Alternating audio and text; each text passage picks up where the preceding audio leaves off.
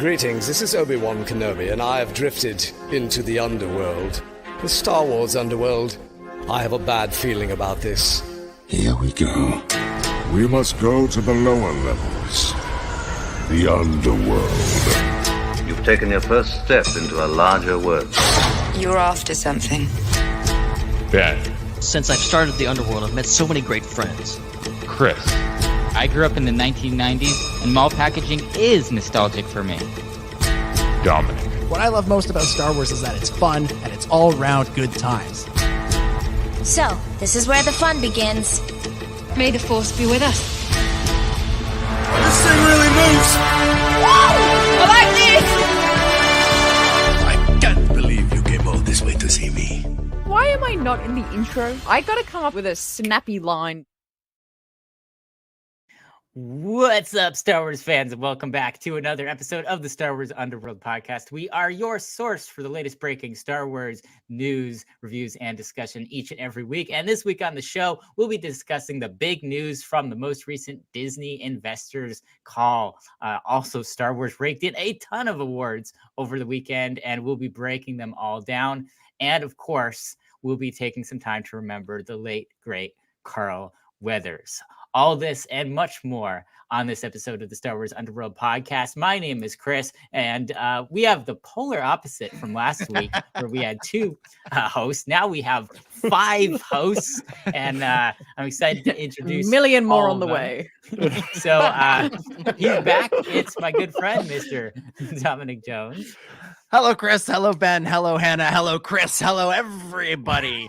Yeah, good to be back. I liked the way that was phrased in the opening, that we're going to break down the awards that Star Wars got. It's like we've got the trophies here and we're just going to smash them. We're just going to take them out back. We're going to smash them. We got like hammers and stuff. We're just going to destroy them. Yeah, it's great to be back. I missed last week because last week was the NHL All-Star game and I was just injecting hockey into my veins. But one of the things that was part of it was the NHL Fan Fest, which I started calling HockeyCon, because it was basically San Diego Comic-Con or Star Wars Celebration. Just replace all the Star Wars and the Marvel and the video games and all that stuff and just put in hockey stuff. And it was great fun, but it was very weird to be in an environment that I associate so much with this, with Star Wars, with all that stuff, and for there to be none of it. Like, I'm walking around the Toronto Convention Center going, yeah, this is awesome. Well, there's the Stanley Cup. There's gritty. There's like cool things going on. But like, why are there no stormtroopers here? Where's the Jedi? Where's the 501st? Where's the Rebel Legion?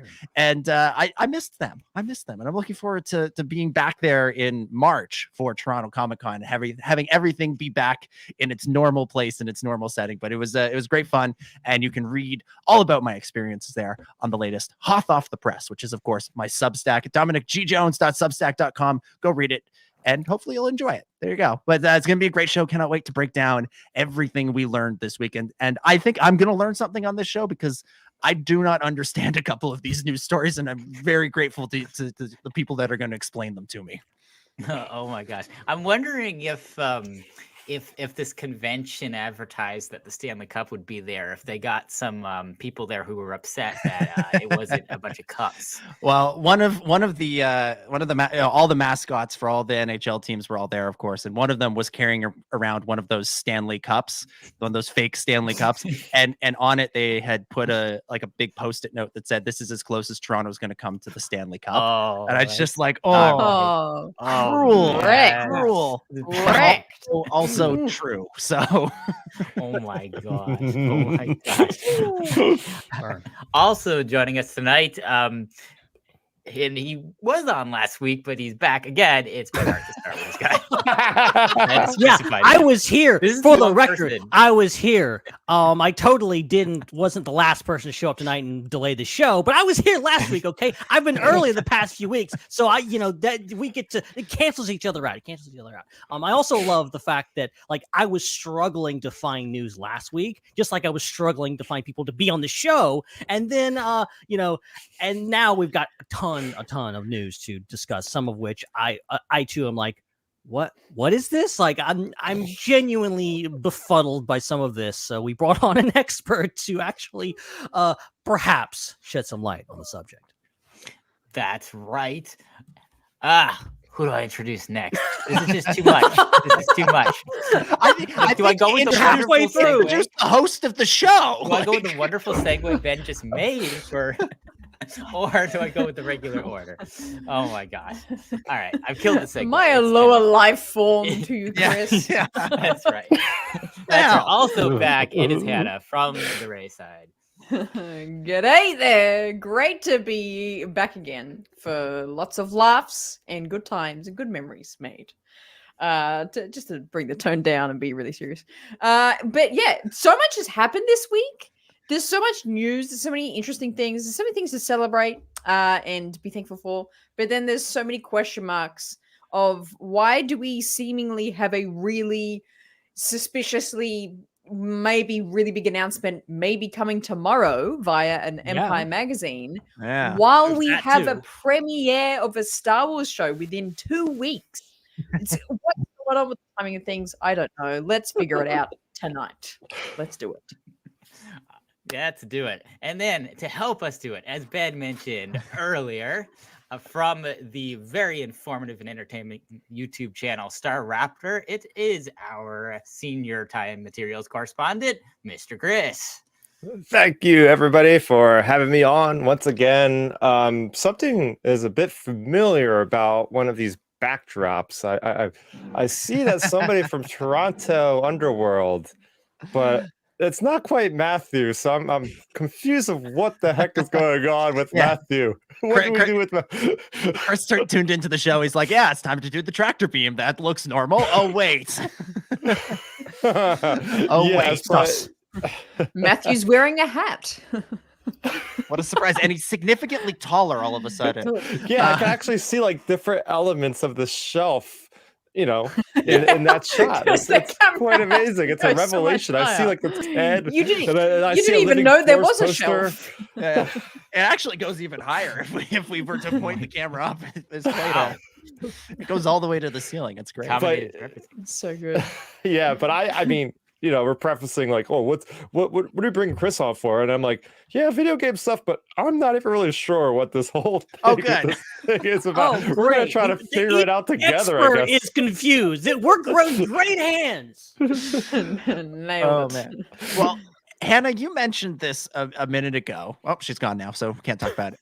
No, but Hannah mentioned this a minute ago. Empire Magazine dropped something today. Yeah. They tweeted. Or X'd or whatever the hell we call it now, a big graphic that says hello there in a long time ago in a galaxy far, far away font. And it says tomorrow, 4 p.m. Now, I found this highly annoying because we record this show on Thursdays at 9 p.m. Eastern. They're announcing news on Friday at 4 p.m. GMT, which is British time because Empire is a British magazine, so 11 a.m. Eastern time. So anything we say about this is going to be out of date by the time most of you are hearing or watching this. So what I figured we should do right off the hop before we get to the main story is I think we should go around the horn once and everybody predict what you think this is going to be. You don't have to go into great detail. You don't have to spend a lot of time thinking about it. Just predict off the top of your head, what do you think this announcement is going to be? And then everybody listening to this or watching this tomorrow, Friday, today, as you're listening to this, or on the weekend or anytime afterwards, will know how right or wrong we are. So, Ben, of course, you know the drill. Yeah. We're going to throw it to you first. What is Empire going to announce tomorrow? Yeah, because it's like, it's at this point, it can't not be disappointing. Everyone's had like 24 hours to like build this up in their head. It's like, it's gonna be they're dropping a Obi-Wan season 2. Blah, blah, blah. Like it's insane at this point. So I'm having to like temper my expectations and say, okay, what's realistic? What is possible? What's a magazine gonna do? This is not Lucasfilm per se. This is just Empire Magazine doing something. I'm like the 500th person to say this. I think 25th anniversary Phantom Menace cover for Empire Magazine. That's what I'm saying. Okay. All right. Going going small, keeping your expectations in check. Hannah, Yay. what is Empire Magazine going to announce tomorrow? What is your prediction for everybody who's listening to this tomorrow and wants to laugh at or be amazed at our predictions?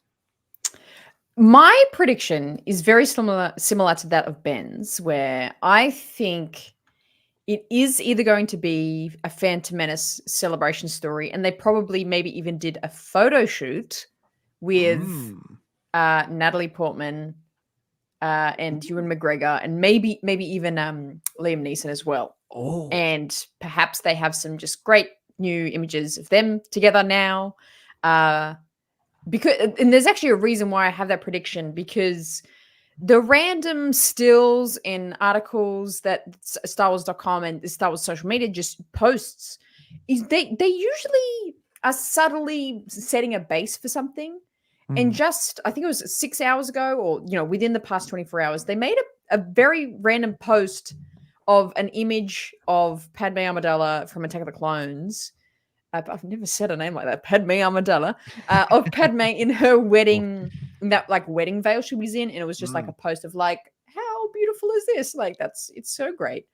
But that's super random. And they usually post a lot of photos that have something vaguely pertaining to maybe a comic that released or something that's going on in Star Wars right now. They often do something slightly related. I'm like, why would they just randomly bring up Padme right now? So that's kind of my tie-in thought as well, of my prediction being, I think we might get a Phantom Menace article. We've had a photo shoot with some of the actors and actresses, and hopefully that still would be cool to see. That would be cool to see them together.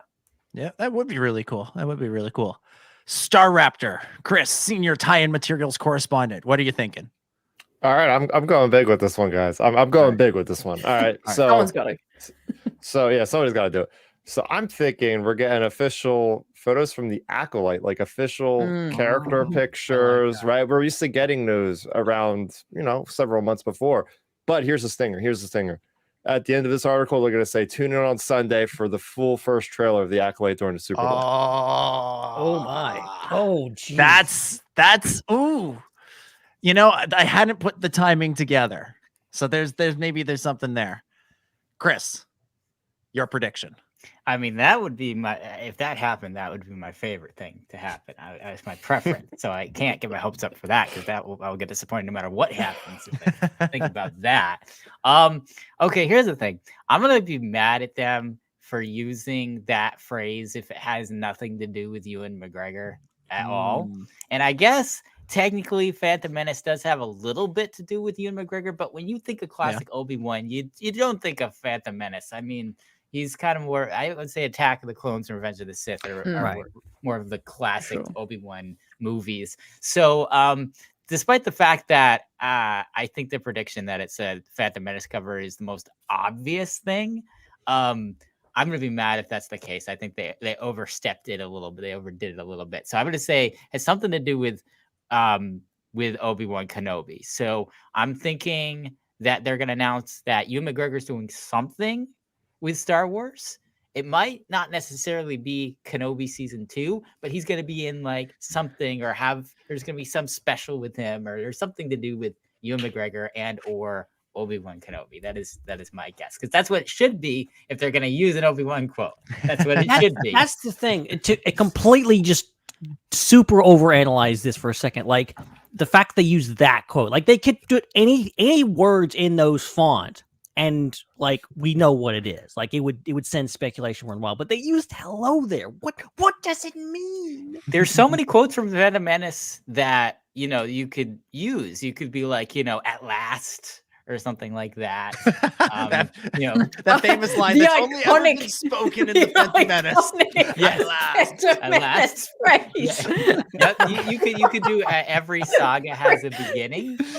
I'll try spinning. That's a good trick. That would work too. There's so many Phantom Menace lines you could use if you're gonna celebrate the 25th anniversary of the Phantom Menace. Why would you use a line for Revenge of the Sith? That's it. Oh man. I was trying to think of, because I'm expecting to be disappointed by this announcement. I think this is gonna be overhyped. So I'm trying to think what's the worst possible version of this announcement? I think they're announcing a new crappy toy line that's aimed at trying to get kids to play with toys again when video games exist. And they're going to reveal the first figure, and it's going to be Obi-Wan Kenobi. That's my prediction. Yeah, you're right. That would suck. It'll be like a it'll be something super random, like a new like not even toy, but like a vacuum cleaner line that's like themed. Each vacuum cleaner is like dressed like a certain character. It'll be that. Yeah. Like, and Ewan McGregor's like the spokesperson for it. Okay, brand ambassador. There you go. That also fits Chris's prediction of it's Ewan McGregor doing something with Star Wars. It's an infomercial for vacuum cleaners. There you are. You heard it here first. Scoop that's confirmed. You'll all be wowed by our Done predictions deal. when you're listening to this tomorrow. I just gotta say, because Dominic brought up one of my top 4 Star Wars pet peeves, I have to go on a very quick rant just because I haven't in a while. Okay, Star Wars toys are for kids. You don't need to make specific Star Wars toys specifically for kids, because Star Wars toys are for kids. Legos are for kids. And Hasbro regular Black Series figures are for kids. And Hasbro ships are for kids. So you don't need to make another line of toys for kids because you already have them. I can attest to this because I was like 4 when I started playing with these things. And that's only because I didn't know what it was when I was 3.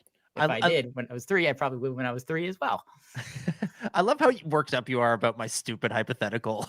That's what that is one of my biggest Star Wars pet peeves. It's a massive pet peeve of mine that they make toys for kids when toys are for kids.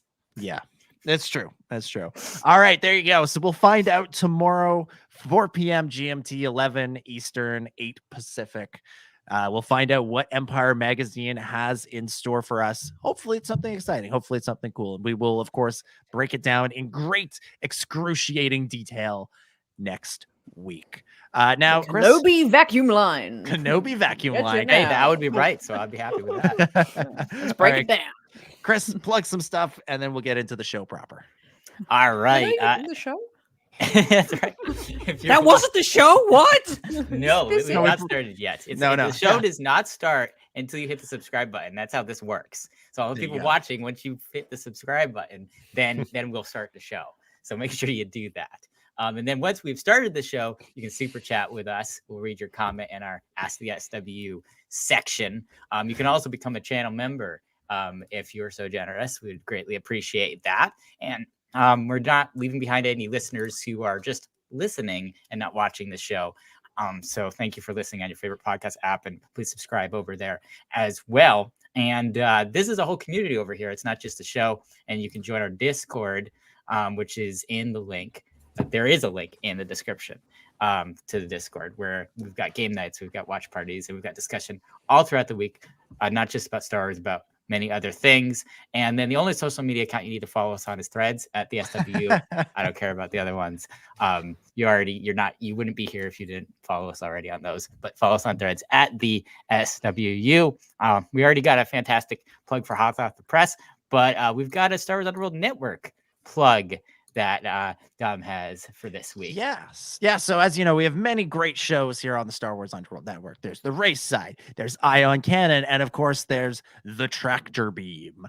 And this week on the Tractor Beam, Chris, you and Matthew, you were joined by Star Wars comics author Ethan Sachs to talk about the recently concluded Bounty Hunters ongoing series. You had a great conversation. It's about an hour long. Everybody can go. You can watch it on this YouTube channel. And of course, you can listen to it on the Ion Cannon as a special. It's on the Ion Cannon podcast feed. And we actually have a clip. We have a clip from your interview with Ethan that we are going to feature right now. I asked Paolo once, like, what character is your favorite character to draw? And he said Darth Vader without missing a beat. So I was like, all right, I'm going to work Darth Vader into this, and we did. And so that was to me, but it's challenging. I don't know how Greg does it, because Greg does this excellent job for all these issues with a character it's not like Vader walks around telling you his feelings. Like there's not a lot of exposition. Sure. So that was, I think, more challenging. That and also Chewbacca, because I've written him twice. Once in Bounty Hunters and once in Galaxy's Edge, and I just run out of Wookiee sound effects. Like, it's just so hard to script. And I literally was like poring over like every comic Chewbacca ever appeared in, and I was trying to figure out what the language was. Like, when he's saying, like, am I going to put something in it and somebody out there is going to say, oh, it's the wrong. That's not. It's the wrong Sherwook.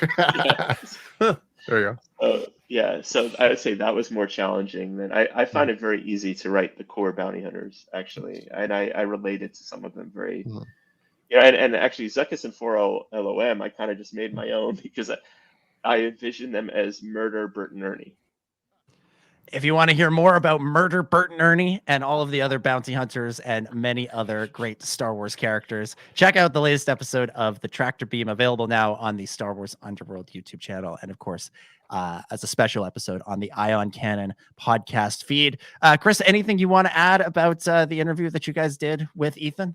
Well, first off, this feels really cool. It almost feels like a talk show, right? It's like, oh, we're going to spin it to a clip from the episode of this TV series. Like, oh, yeah, look at me. But we had a great conversation. Dominic, me and you have a memory with Ethan because we did our panel over there in London with the Bounty Hunter panel we did. So that was a lot of fun. So, yeah, I knew that run was, concluding. So we wanted to get somebody on the show. We want to do more interviews, of course. And he was very happy to do that for us. But yeah, we got a lot of great insight. He talked a lot about Jango Fett as well, which is upcoming comic book series. He kind of teased the upcoming Jango Fett miniseries. And he dropped some info on there I hadn't heard before, that like that the series is set pre-Phantom Menace. This is going way back into Jango's history there. Oh yeah. And he also said he has plenty of other ideas. So people go out there, support your local comic store, and we might get more than 4 issues of Jango Fett. That's all I want. He is my favorite prequel character. So I am pining to get this guy to do like a 40-issue series of just like he did Bounty Hunters. Because when he came out with Bounty Hunters, that was supposed to be a finite 4-issue series. And they're like, oh, there's so much more story to tell.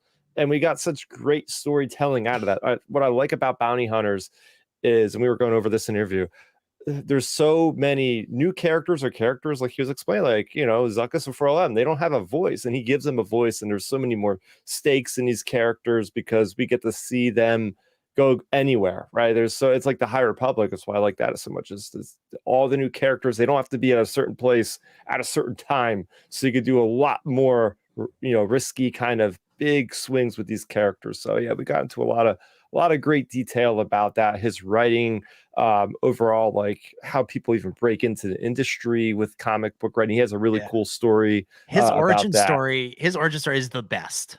Like I've never heard someone tell their like, how did you get into the industry story in quite the way that he did. Like it's so good. I almost picked that clip, but I didn't want to spoil it for people. It's so unique.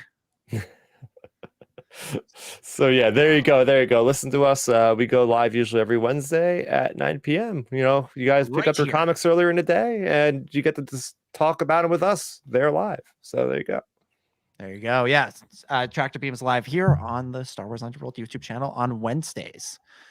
All right, let's get into things, and we start with some sad news. This was a real shocker this week.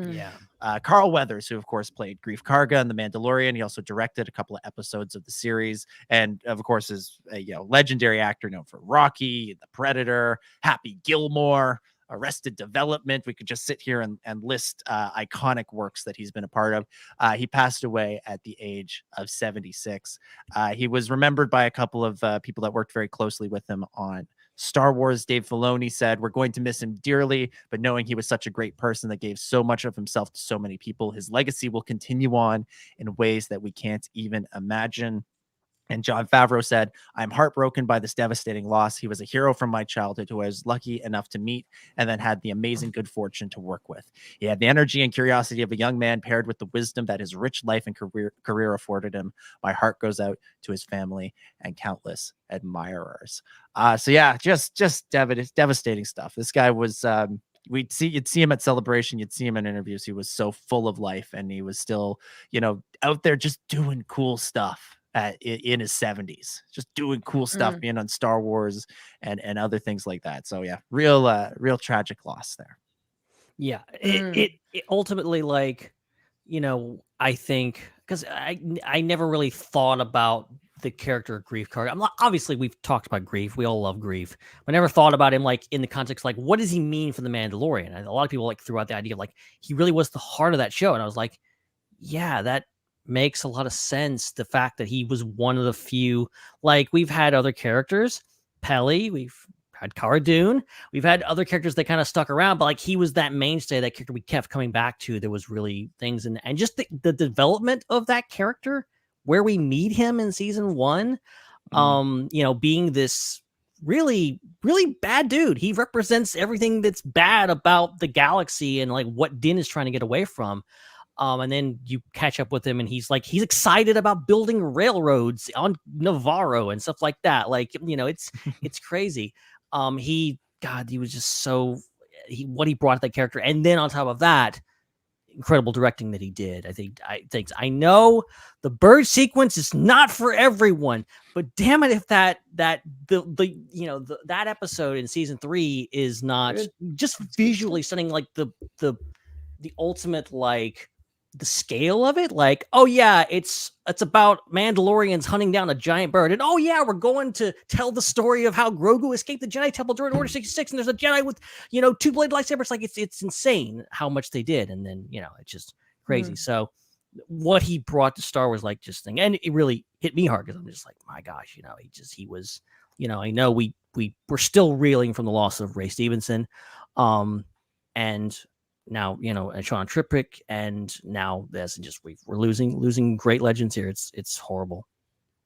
Yeah, definitely. I think the interesting thing with Carl's involvement with Star Wars is that anyone that even briefly passes on the screen of Star Wars is loved and cherished behind and in front of this behind and in front of the camera. But the interesting thing with Carl is that he had such a deep connection with Star Wars so quickly, quite quickly, only starting with Mando in 2019 and probably just before that. But the way he got so involved and got so passionate about this franchise was just something that, same thing. I think with this shocking news, I hadn't really sat down and thought about it. But then when I was just, thinking about Carl and his legacy, it's wow, he was really, really put his heart into being a part of this franchise for the past 5 years and probably more. He really did commit himself. The way that his relationship grew with John and Dave, and for Carl to step into those director roles and have these kind of different experiences and expanded his abilities with the Star Wars franchise is something that's just so beautiful. And again, it's just absolutely devastating to hear of this news. Yeah, definitely. I always think it's so awesome when actors become directors. It's really a testament to people's creative vision whenever they're able to not only act and direct, but do it at the same time too on a project is something that shows a lot of talent and a lot of passion, and like you guys have been saying, a lot of investment into the project and into the franchise. So definitely a part of the Mandalorian, a part of Star Wars that, you couldn't have not had. It would have shaped up, the show would have shaped up very differently without Carl's involvement, and definitely not happy about, the fact that we're losing him as a creative person, and both behind the camera and in front of the camera for future Star Wars projects. Yeah, you look at the trajectory of him, right? He started off actually as an NFL player, and to traverse going from the sport world into acting, and then being the working man's actor, right? This guy did everything 100% that he got, right? And I've been spending time on Twitter looking at personal accounts of people that worked with him on set. And it seems like this guy went above and beyond to help out anybody he could, whether it be personal experience, directing, acting, anything like that. It seems like he was bringing up people with him. Just the idea of seeing him at these conventions all the time and not actually seeing him anymore. Like this guy he was really passionate with the fans, like Hannah said. Like he very quick to just get into the thick of the fandom with everybody. This guy's seen him in Philly at the Comic-Con, different celebrations already, and it's just, and the guy, he was in great shape. It kills me because this guy was in better shape than most people in his 70s. Like he was great, vibrant, full of life. At least if there's a way to go out, he died peacefully in his sleep, knowing that that's a little bit of solace, but it's way too soon. But yeah, thoughts and prayers go out with his loved ones, with his family. I remember that first Mandalorian panel in Celebration Chicago, when he came out there and he knew what the audience wanted from him and he just delivered instantly. And that was Carl. That's what he did. That's what he did at just about every appearance that he made for Star Wars or anything else. And yeah, he was a talented guy. He's a guy of many talents. I saw the Arrested Development YouTube channel posted a compilation of all of his scenes on that show, and he was so funny too. He's so funny. Baby, you got a stew going. Like he's so good. He's so good. It's a tragic loss on many fronts. So he will be missed most dearly, I'm sure, by his family and friends, but by all. All right, let's get into some more exciting, happy Star Wars news. We'll start with some news. There was a Disney investors call this week where they were talking about all sorts of things, announcing sequels galore. There were so many sequels. And among those, kind of, sort of, is The Mandalorian and Grogu, the next Star Wars movie. Bob Iger confirmed during the call that The Mandalorian and Grogu will be the first of the new slate of Star Wars movies, which I think we all were kind of assuming, and I think the press release said as much, and that it's likely to hit theaters in 2026. So not next year, but the year after. There was also an official Disney press release that had all of the release dates that they've picked so far for the next several years that came out. And it had untitled Star Wars movies listed for release dates on May 22nd, 2026, December 18th, 2026, and December 17th, 2027. So 3 Star Wars movies in 2 years, presumably the May release date for The Mandalorian and Grogu. And then who really knows? I guess we're assuming the Rey movie would be December 2026. It's kind of fitting to go back to December with a Rey movie. And then something else in 2027, be it the Filoni movie or the Mangold movie or something else that's coming out. What do we think of this? Going from no Star Wars movies for 6 years in a row, 7 years, 8 years. I don't even. How long has it been in between since Rise of Skywalker? I can't keep. 25 years, I'm sure. 4 years and change. 7 years. 4 years and change. It'll be 7 years by the time we get to the end, or 6.5. From no Star Wars movies to 2 in a year, 3 in 2 years. What do we think? Well, I remember the last time a Star Wars movie came out in May and it didn't go that well. So that's the first thing. We're just having flashbacks. That's the first thing that I thought of when I saw this is, wait, another 2 movies in 1 year? But I think that it's a reverse though, because before it's like the December movie was first and then the May movie.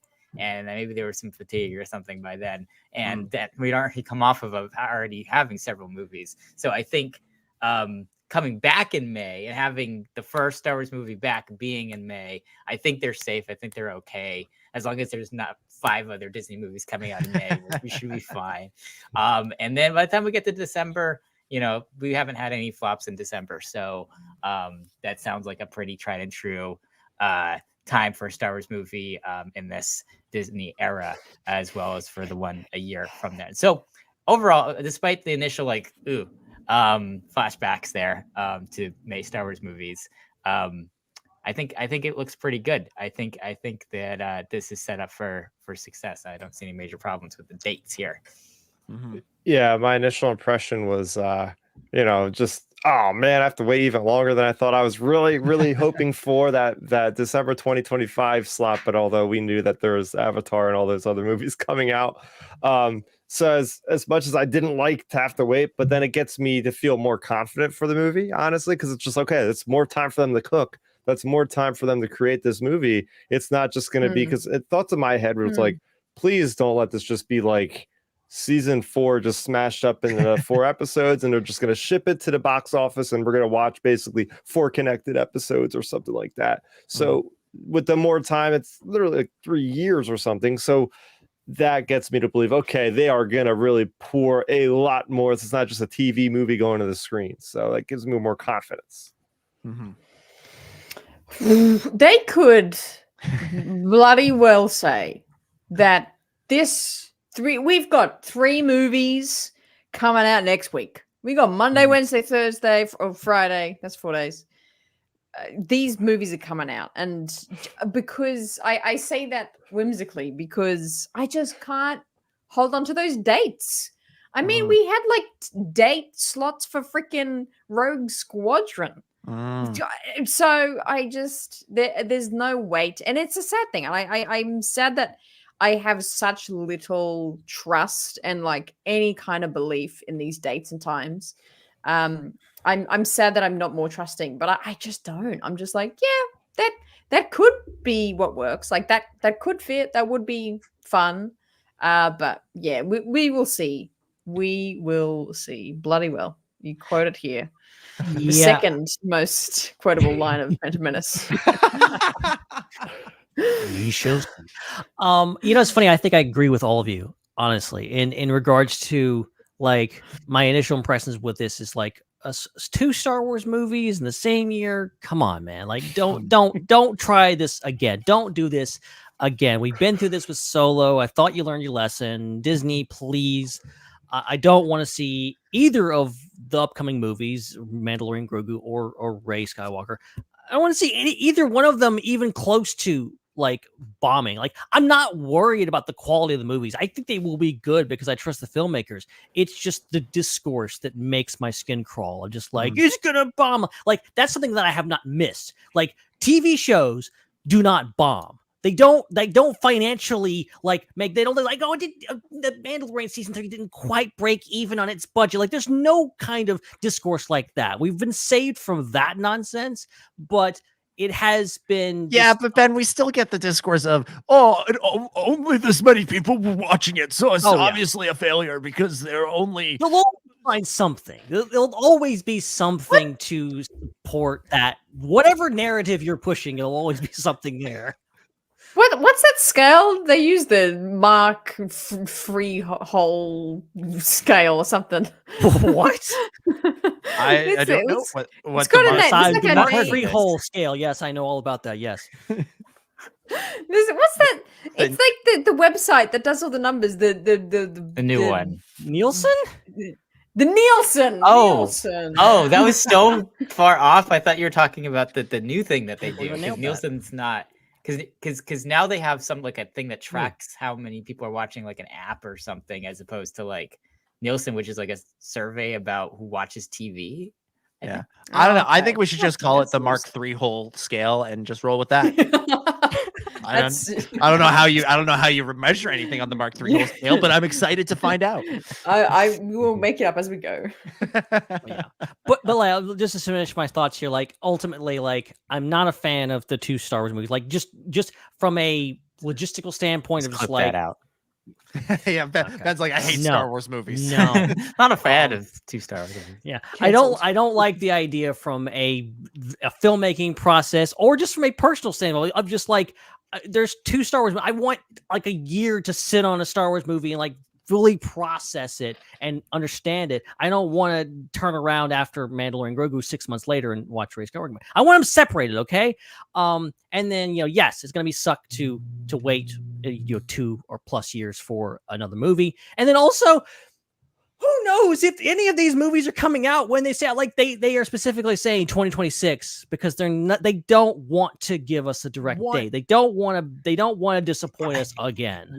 At least one of these movies is coming out in 2026. At least one. I like that. Of that, I am clip that for in 2026 when we're sitting here going like, well, the Mandalorian Grogu is supposed to come out today. Of that, I'm confident. I can see them taking the December movie and putting it in the next May. I can see them.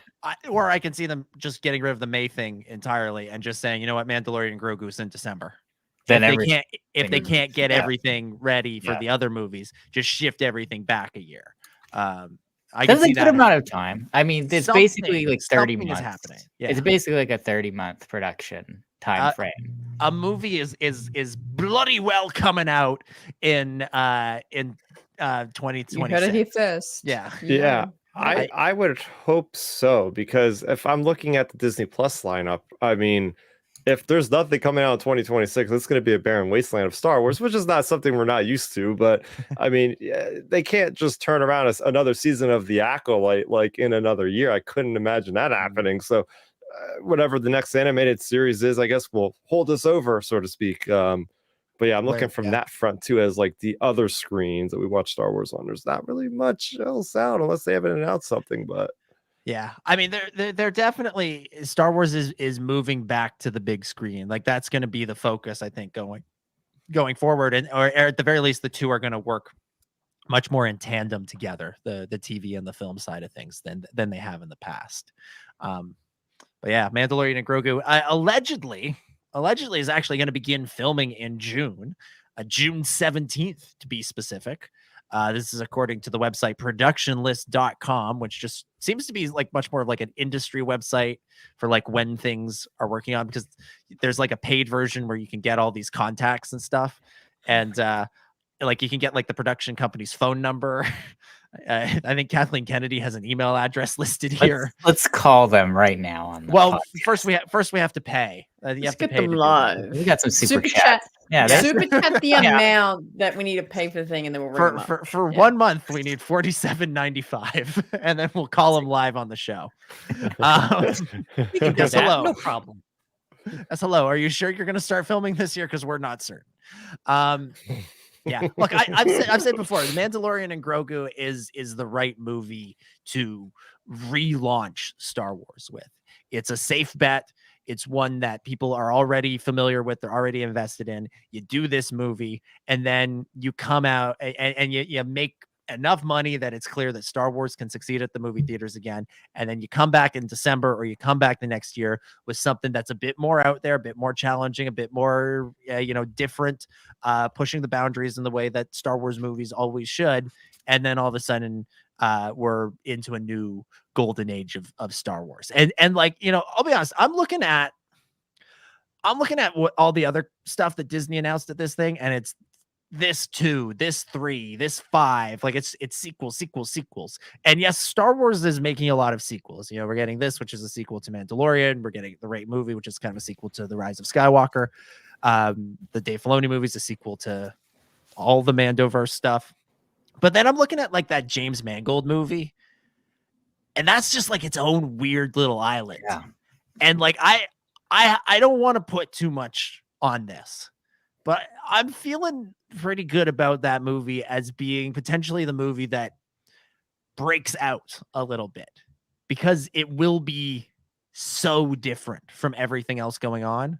All these other movies have the potential to feel like everything else. They have the potential to feel like another sequel, another attempt to build a sub franchise within a bigger franchise. That Mangold movie, man, it feels like it could just be a good movie. And could sort of stand out as not being your typical franchise fare. And Mangold's done that before with his Wolverine movies. And so I feel like there's a real possibility here for this to be. I'm looking at that one and going, maybe that's the one that gets that pushes Star Wars back over the edge in the movie theaters. I thought you were taking that in a completely different direction. That's why I was aggressively agreeing with you. But you went up. Now you're going to thought you start were aggressively saying- disagreeing with me. Yep. Because I thought you're gonna be like, oh, it's too weird, it's too different. They're gonna table that one, and that'll be just another one left on the shelf. And I was like, yeah, yeah, thank you, please. Because I'm not keen. I am not at all have any interest in this, and I don't like how far away it feels that this movie in terms of the departure from everything. So interesting. Yeah. And look, I look, of all the movies that could be shelved, yeah, I agree. That's probably the one that feels the most tenuous. But because it feels the most tenuous, because it feels like the biggest risk, I feel like if it actually happens, it has the chance to be the best. Yeah. And I sort of look at it kind of how we look at Rogue One now, where Rogue One we're like, oh, there's no familiar characters. It's a weird quasi prequel to A New Hope. How are we going to explain to everybody that this isn't the sequel to The Force Awakens? And then it comes out, and because it's this sort of standalone-ish thing, it doesn't feel like it's about to lead into Star Wars Avengers 3 or something. Like, it feels like it's just this self-contained story about these 7 characters that it is now the thing that a lot of people point to as the best of the Disney era. Yeah, this is the same reason. Oh, go ahead. No, you go. Okay, You go. this is the same reason why I think so many people are hyped for something like The Acolyte. Is we got brought in with The Force Awakens as, okay, everybody, this is a safe movie. Everybody's gonna get on board. Star Wars is back, and ever since then, I've been waiting. Like, okay, when are we gonna go to a different timeline? We want to go to a different time. We want to see something different. We don't want to see the same TIE Fighter, the same X-Wings, and there's a lot of other people that definitely agree with that. I mean, going all the way back then in that time era, amazing. Like, that's going to be really a way to change the status quo that we've been asking for. Same thing with Acolyte, a whole different side of things. When we've seen a Phantom Menace, like the Naboo designs, the Naboo starfighters, everything was so different. It wasn't dirty. This feels new. And I think that's the best kind of feeling we're going to have that harkens back to that with something like James Mangold's movie. So interesting. With this discussion of a departure of what we know. It's interesting that we make that you made that likeness, Dom, to Rogue One being so different. That makes sense. Maybe why I have the perspective that I do now is because I don't really like Rogue One. I don't really, I don't feel connected to it at all. I forget it. You just have to watch it again, like Andor. it's just Cassian stuff, is that? I know. I can't get past it, man. I'm just gonna watch it again. But yeah, so. But you're right. But then I really like Phantom Menace, and that, like what you're saying, Chris, that comparative to the original trilogy is a massive departure. So I don't know. Interesting. There's a whole other discussion, I think. Yeah. Well, I mean, obviously we'll see when all this stuff comes out, but the hope, I think, for this variety of Star Wars movies is that we're going to is that all of them will be successful, that there's like a baseline of success that's expected from each of them, but something is going to stand out. Something's going to stand out, and that's going to be the thing that gets sort of that then sort of projects us into the future. The same way, like, Rogue One stood out, so now we have Andor. Solo didn't. Still love Solo, but it didn't land the same way that Rogue One did, and so we don't have the Kira adventures or a continuation of Han Solo's story. Yes, we're eventually, theoretically, maybe going to get that Donald Glover Lando movie, but by that point, who knows? It might have been 10 years between Solo and the Lando movie. That it's almost not even really a continuation. Like, Rogue One comes out in 2016. It was a long road to Andor. Like, Andor doesn't come until 2022, but it was announced in 2028. And I think if we didn't have COVID, that's something that would have been out considerably sooner. Yeah. Do you mean 2018? It was announced in 2018. Yes, it was announced in 2018. Sorry. Yeah. 2028. I was like, yeah, it's announced in the future, and it came back in the past. Whoa. Well, Between Worlds confirmed. There we go. Yeah, that's the big surprise in season 2 of Andor. So the World Between Worlds is there, but it's a way to bring our universe in, and it like just so they can make the announcement, like through one of those triangle thingies. There's Kathleen Kennedy standing there with Tony Gilroy and Stephen Schiff going like, "We're gonna announce the show now." Wow, you've really committed to this bit, Tom. I really have. Season 2 confirmed. All right, let's keep moving on here.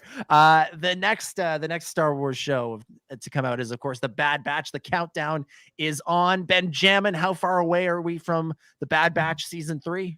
We are. Let me check. We are 13 days. Actually.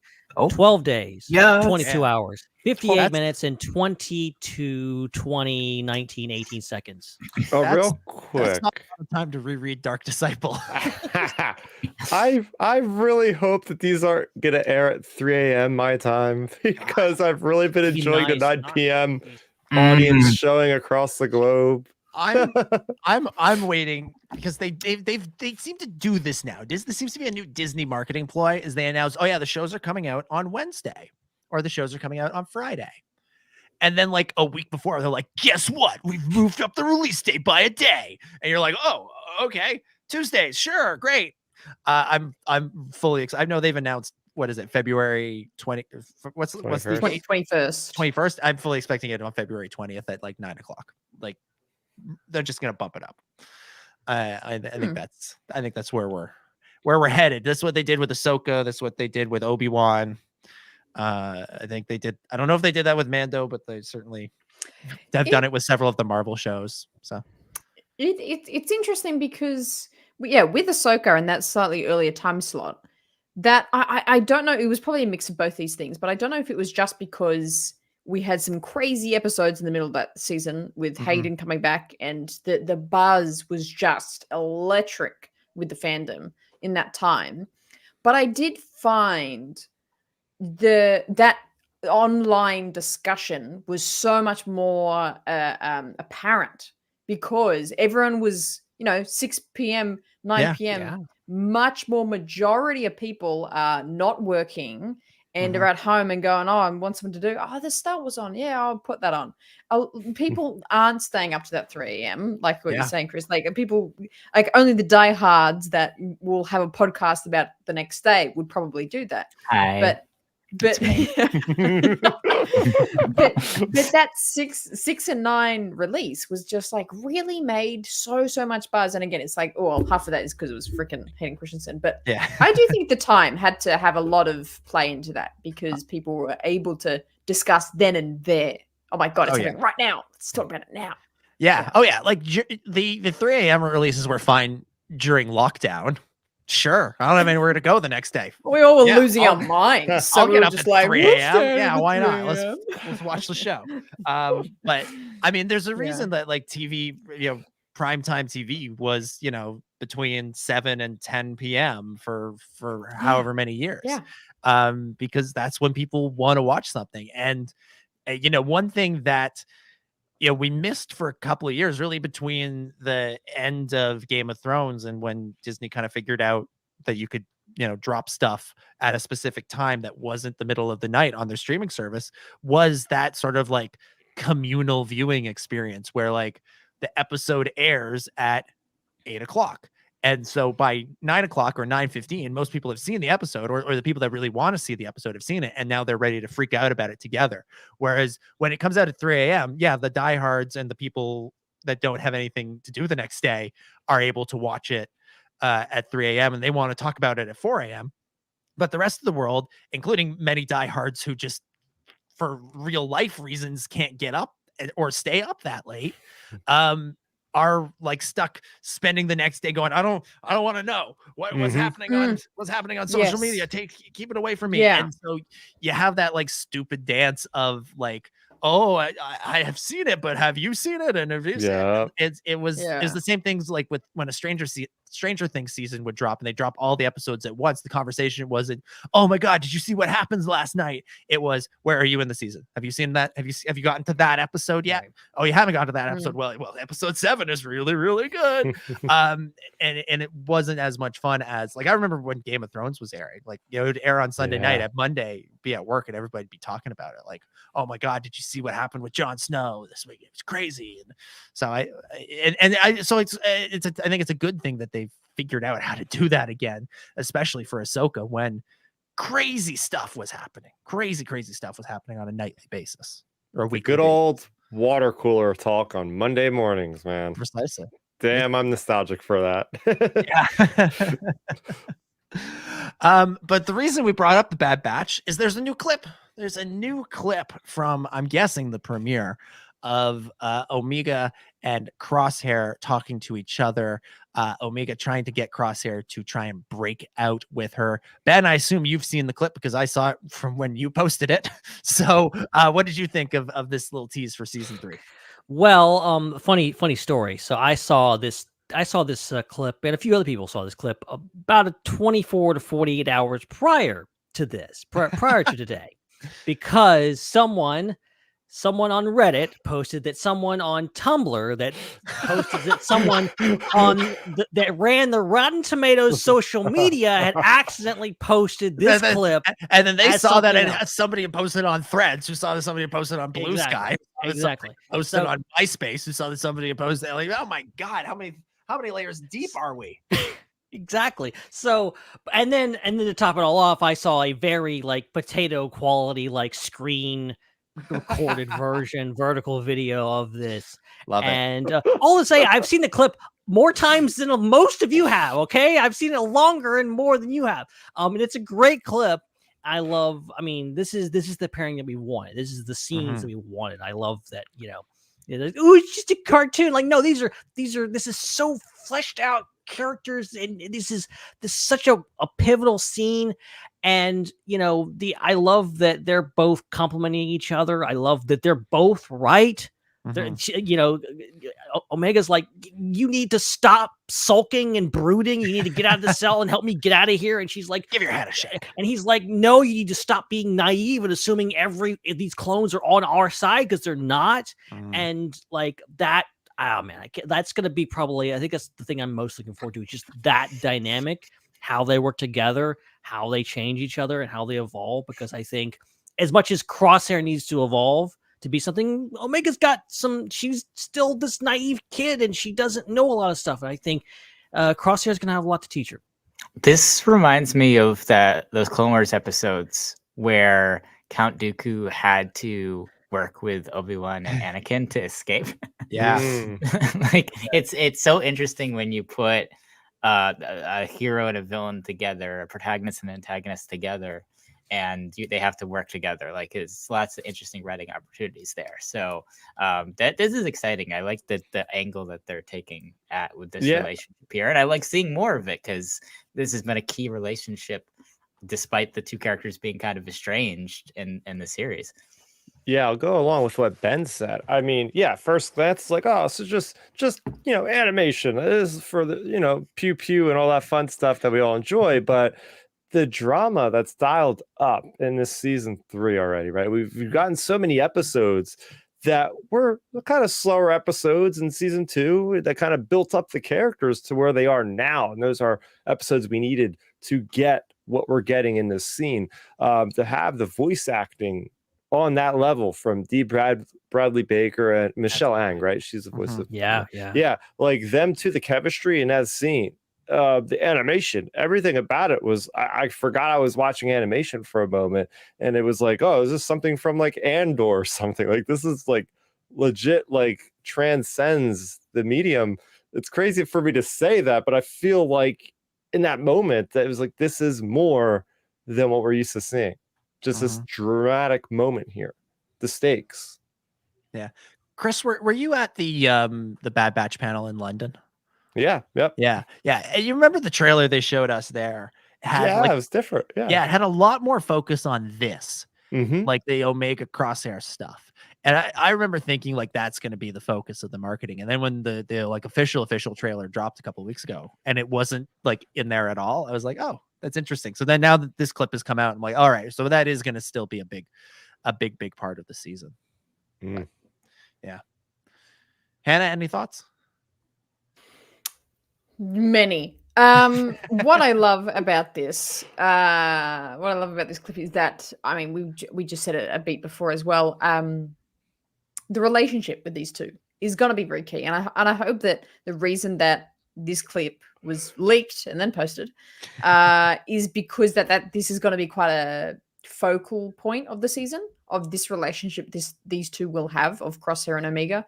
Because even think to the season 1 premiere, I think it was the premiere, where they are captured, the Bad Batch captured the back on Camino.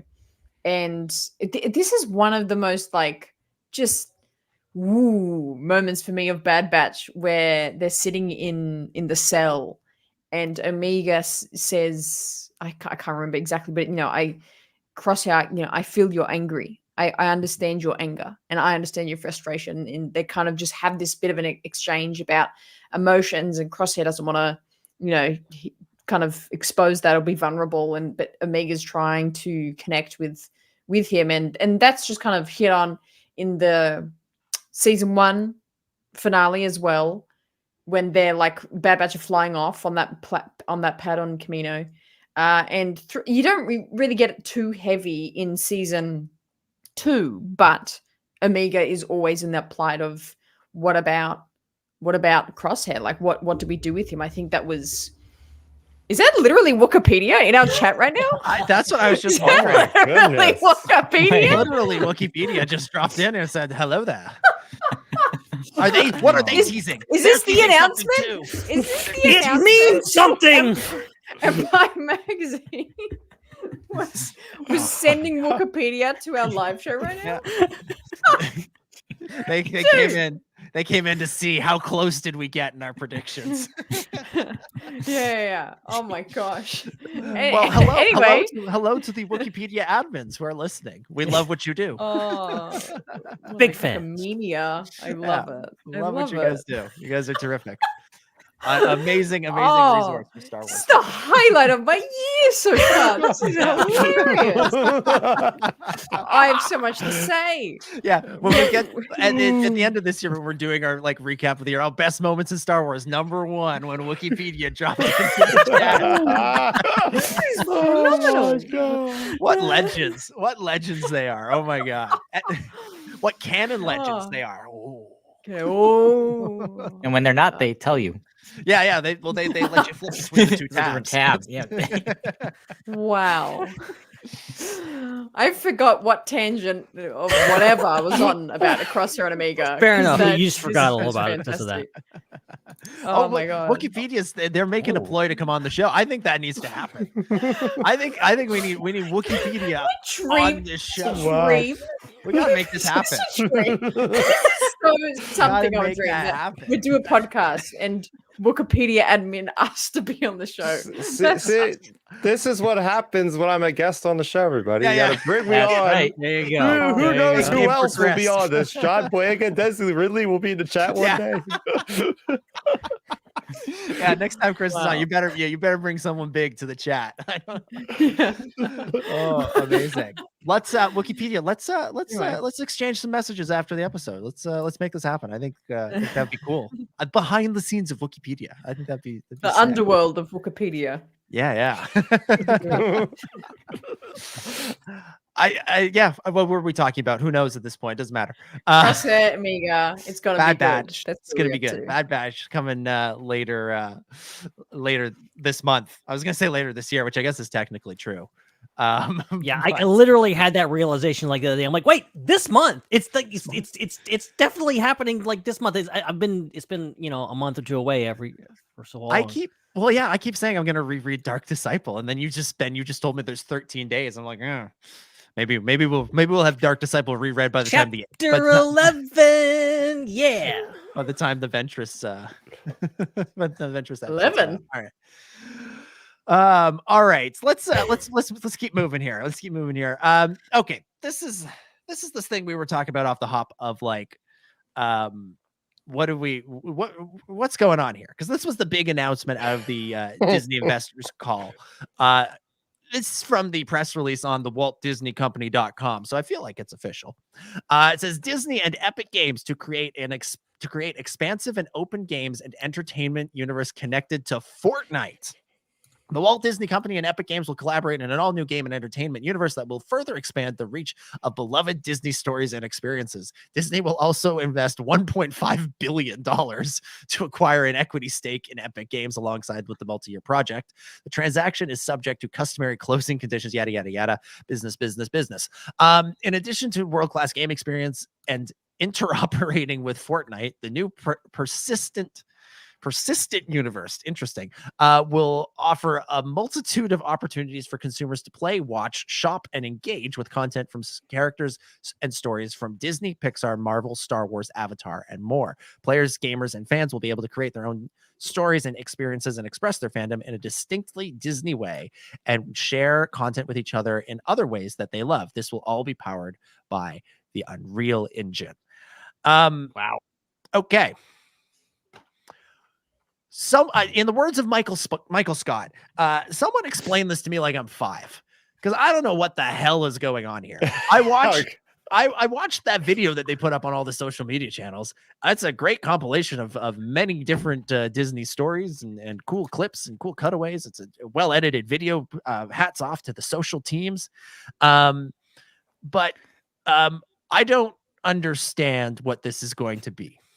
Yeah, this is something that's unprecedented. $1.5 billion to make a game has never been even close. I think a lot of the games, the AAA games, right, are like $200 to $300 million, and it's actually a pretty big problem because it's not a sustainable model. And we're seeing a lot of layoffs in the gaming industry right now, which is just really disheartening to see. Every other day I see more studios losing people and they have to find jobs. It's because of this overinflation of these budgets for these games. So I'm looking at this going, oh my gosh, how are they going to handle this? But I have two ideas. The one idea I have is kind of the jaded look on something like this. It's like, oh my gosh, they're just trying to do a metaverse essentially with like the Disney things. And they mentioned shop. And I feel like, oh man, they're going to monetize the heck out of this thing.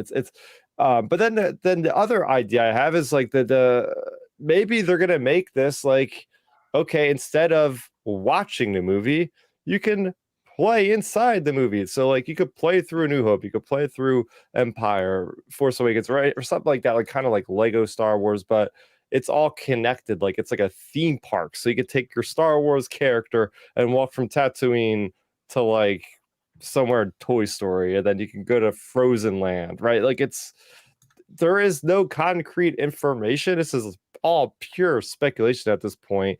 And the idea that they just announced this now leads me to believe that we're not going to see something like this. The lead time on a lot of these new games, especially with something of this magnitude, at least until 2030 would be my guess. To PlayStation 6, the Xbox Series Y or Z, whatever the heck you want to call it. Like this is like way in advance. I'm sure you guys remember these games back in the day when they printed all these action figures. It was called Disney Infinity. And I love it. I actually have, perfect little show and tell here. Disney Infinity figures, love these designs. And they had characters from like Pixar, Marvel, and exactly as I explained, you could go into a Star Wars land with like Iron Man, and then you can go with, T'Challa to Toy Story land. It was very much like that. So my idea is maybe it's that, but on a magnitude higher to a certain degree. What I seen Bob Iger say is like he was looking at the data as he does, and it's like, well, why are these people not seeing the movies? Oh wait, look over here, all these people are playing these games now. There's 3 billion gamers in the world, and if you looked at the future, a lot of the gaming is done on the phones nowadays. You got 3 billion out of 6 billion people playing games. Probably 2 billion of those people are just playing on the phone, going to work and whatnot. So I have a strong feeling, speculation of course, that this is also going to be a cloud-based thing where you can pick up and play your game on your phone, on your tablet, go over to your console, stream it to your TV where you don't even need a console, because in 5 or 6 years they're gonna have like little dongles, like a Fire Stick you just plug into your TV. A lot of TVs actually have apps in them where you don't need a physical console. You just sign it to like GeForce Now, or even Xbox Game Pass is like the biggest thing going on right now, where you could just literally play anywhere on the cloud without any of that. So that's my first impression, is we're gonna get this metaverse thing, and we're gonna have people playing on any kind of way they can, and maybe they have like expansions per each thing. But yeah, I just hope it's not too watered down. Is my main thing. Is yeah, you're gonna have all this content, but how paper thin is it gonna be? Is it gonna be just baseline little stuff, or are they gonna have like huge fleshed out worlds? I'm very curious about this. I'm Hannah, you're the other resident gamer on this panel, so I'm very curious to see what you're gonna have to say about this. Yeah, for sure. I totally agree with you in the take that it's going to be interesting to see how actually in depth this prospect will be. It's got a lot of potential. It's an interesting move, but I think I saw Bob say somewhere, first name basis, that maybe I just made this quote up, but like the video game industry is so big, and especially for young people, Fortnite is just like a phenomenon of its own, the span and grasp that it has. And Disney as a company, like good decision to put a lot of money into that and to jump into that space quite a bit more. For Star Wars specifically, again, I think my question comes down to what does this actually mean? Are we just going to get some thematic worlds of, some of the famous Star Wars planets, and that's just the cool aspect for maybe the younger audiences? Or is it going to be something that's more involved to the franchise that kind of Star Wars fans can really sink their teeth into? It's still a question, but it's an interesting question. It's a cool one. Yeah, it is. I probably spent more money on video games than I did on movies last year. So I totally get why Disney wants to get into this market a little bit more instead of just licensing things out in small parts. I think, one of the big changes in my gaming patterns recently was I used to play a lot of single player games, and then I started playing kind of some single player games that have online elements, like Star Wars Battlefront, for example, where you can do either way. Last year and up until now, I'm playing so many online multiplayer games like Overwatch and Fortnite, and Minecraft is multiplayer with the servers and all these different things, and they all have stores. They're all free, except I think Minecraft you pay out like 20 or 30 bucks for. But Overwatch, Apex Legends, Fortnite, Fall Guys, they're all free games that you can download on so many different platforms, play with people on other different platforms, and then it's all the monetization is in just microtransactions, just getting like a battle pass and paying a certain amount per month to unlock certain things with experience points you collect playing the game, or buying different skins for your characters and things like that. So I think Disney is looking at this, the way that gaming is going and the way that the industry is making money. And I think instead of just having a little licensing here and there, like, oh, we're going to have a Star Wars skin and Fortnite and a Star Wars event, I think they want their own platform games, and their own games that can be, you can play on, like you guys have mentioned, on any type of device. And then they're probably going to be free. And then you're probably going to have a lot of options to spend money on them if you want a little bit more out of it. And I can totally see them making billions of dollars just like these other companies are. So, question. You brought up, Chris, the Disney Infinities thing. And I remember around that same time, there was Lego Dimensions, which is sort of a similar idea. And there were a lot of sort of like attempts at, like, let's bring these various worlds together into a larger game. Chris, mute your mic if you're going to type. I tried. Yeah, no, real life. I try to type quietly. It's gonna sound like playing the game. Exactly. Star Wars sounds on my keyboard. Yeah, there you go. Every key is a different Chewbacca growl. That would be amazing. Something like that.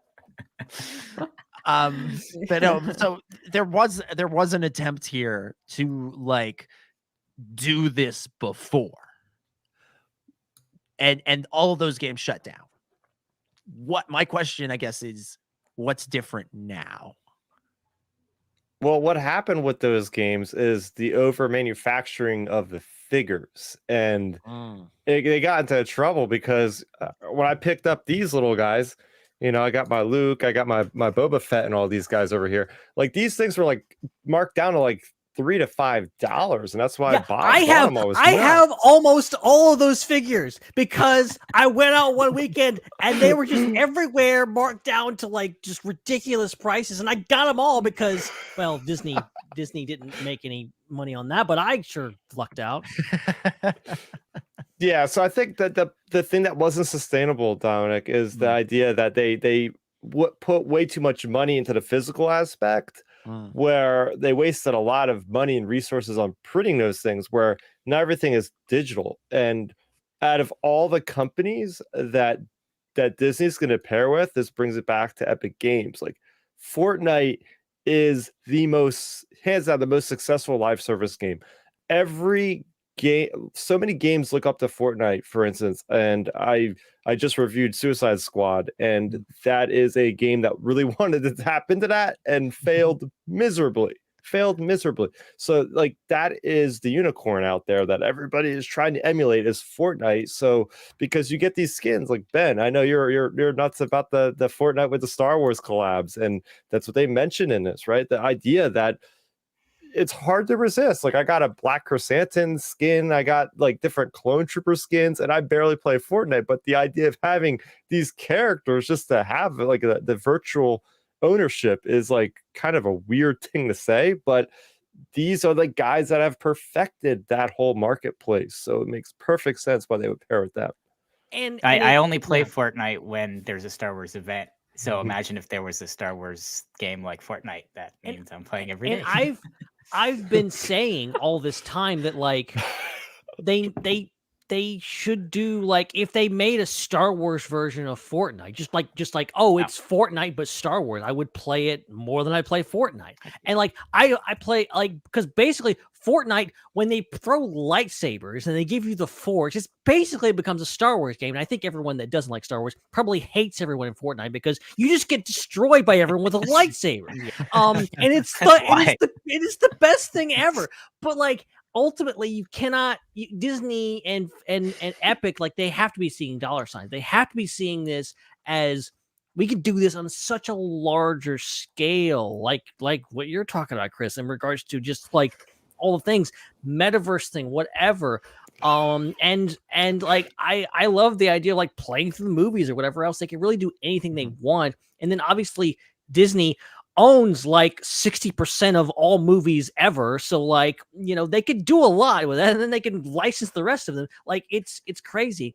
So ultimately, I think we're looking at, I'm just assuming Fortnite on steroids. That's what I'm expecting.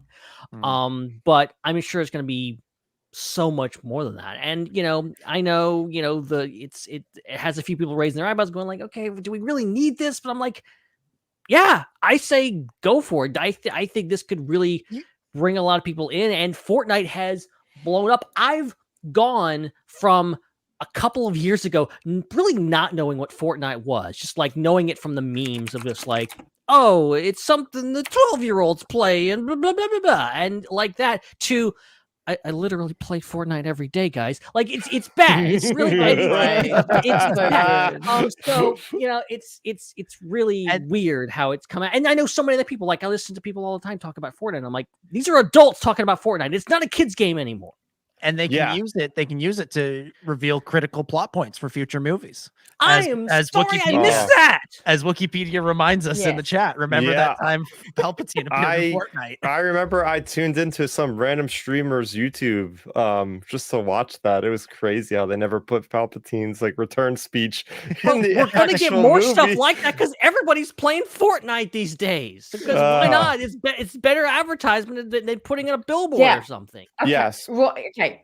Hear me out with this idea. Where we have this platform Star Wars equivalent of Fortnite, and when the shows and movies are hitting, I'll use Ahsoka, the most recent show, as an example. Perhaps maybe not as episodes are releasing, but at the finale episode of the season is a massive character addition or drop or update where suddenly in the game. The night of the end of the season, you can unlock Shin, Morgan, Balin, Ezra, all the characters. Same with the Bad Batch. We had this game, and then now at the end of season 3, Bad Batch, you can unlock all the characters, Ventress, and all these things. And it's like this interconnected system where it's like Fortnite, but unlock the characters as the stories are happening on the shows and TV screens. And I'm having flashbacks, Hannah, to a really good game called Star Wars Battlefront 2 2017 and the idea that the game got the plug pulled and they had that set up. They had the means of doing that. I mean, we've gotten moments like that where the Rise of Skywalker, the run up to that, we got the new Kylo Ren model, we got the new Rey model, we got the map you could play on Agent Klaus with the blockade runner, Tantive V4 sitting there in the jungles. And they were doing a great job. Like we even got in before, I think, The Last Jedi, they put out DLC for Iden Versio that was going to bridge the gap into, I think it was called Redemption. It was going to bridge the gap into The Last Jedi, like the whole plot point. So they have done this, but they royally screwed up, as we all know, with the microtransactions. There was no coming back from that. From the initial launch, they already screwed themselves over, and that's what happened. So, Star Wars has done this before. They'll do it again with this, hopefully. Let me ask a sort of a follow-up question here, is because you guys have sort of said that one of the benefits of this is kind of the microtransactions. It's like, hey, buy Shin, buy Ventress, buy whatever. But wasn't that like again, I'm not a gamer, I'm an idiot. The most played video game on my phone the last year was the New York Times crossword app. This is a whole other world to me. Wasn't the microtransactions what brought down Battlefront 2? Wasn't that the thing that here's the thing. Here's the thing. Before it came out? I have a question. Did Battlefront 2 have a battle pass? No, it never did. That's the difference here. So the way it initially was you had to pay like per skin, or you had to buy bucks or like whatever. And now a lot of the games, the way that they work is they have the thing called a battle pass, which is like a subscription. So it's usually about the same price as Jesse Bennett has come up with the quote that's going to be on my gravestone. I'm not a gamer, I'm an idiot. Hilarious. Don't want to be a Canadian idiot. Thanks, Weird Al. Wikipedia in the chat reminding us that Wikipedia has no microtransactions. Yes. Okay, but here going back to the root of the problem, the reason why the microtransactions didn't work in Battlefront 2 was simply put, people were able to buy power. You're able to buy these things called star cards, which would, if you had money, you could pay to make your guy more powerful than the guy that's not paying money. So all of a sudden you're going against a Boba Fett getting like two-shotted, and you just started playing the game, and this guy just started playing the game at the same time. It's just like, okay, this guy's money, he's going to put it into the character. And luckily, it's a shame because Battlefront 2 was the game that kind of like fell on that sword. And once they did that, like everybody else was like, okay, we cannot do that. And the gaming sphere is kind of wisened up. And now everything is just simply cosmetic. You buy things, it does not enhance your guy's power. It's just from the aesthetics, how they look. Okay. So I feel like less of an idiot now. Now that you understand that. Thank you. Okay. Look, you guys have kind of sold me on this concept. Like it sounds like it'd be a lot of fun. I don't know. One for our side.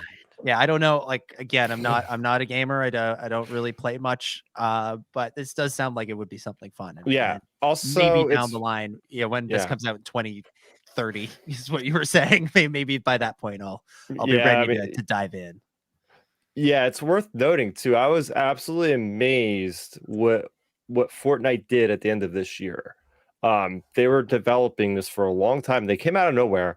Fortnite is not a single game anymore, guys. It's actually a platform. So now they have the Fortnite Battle Royale.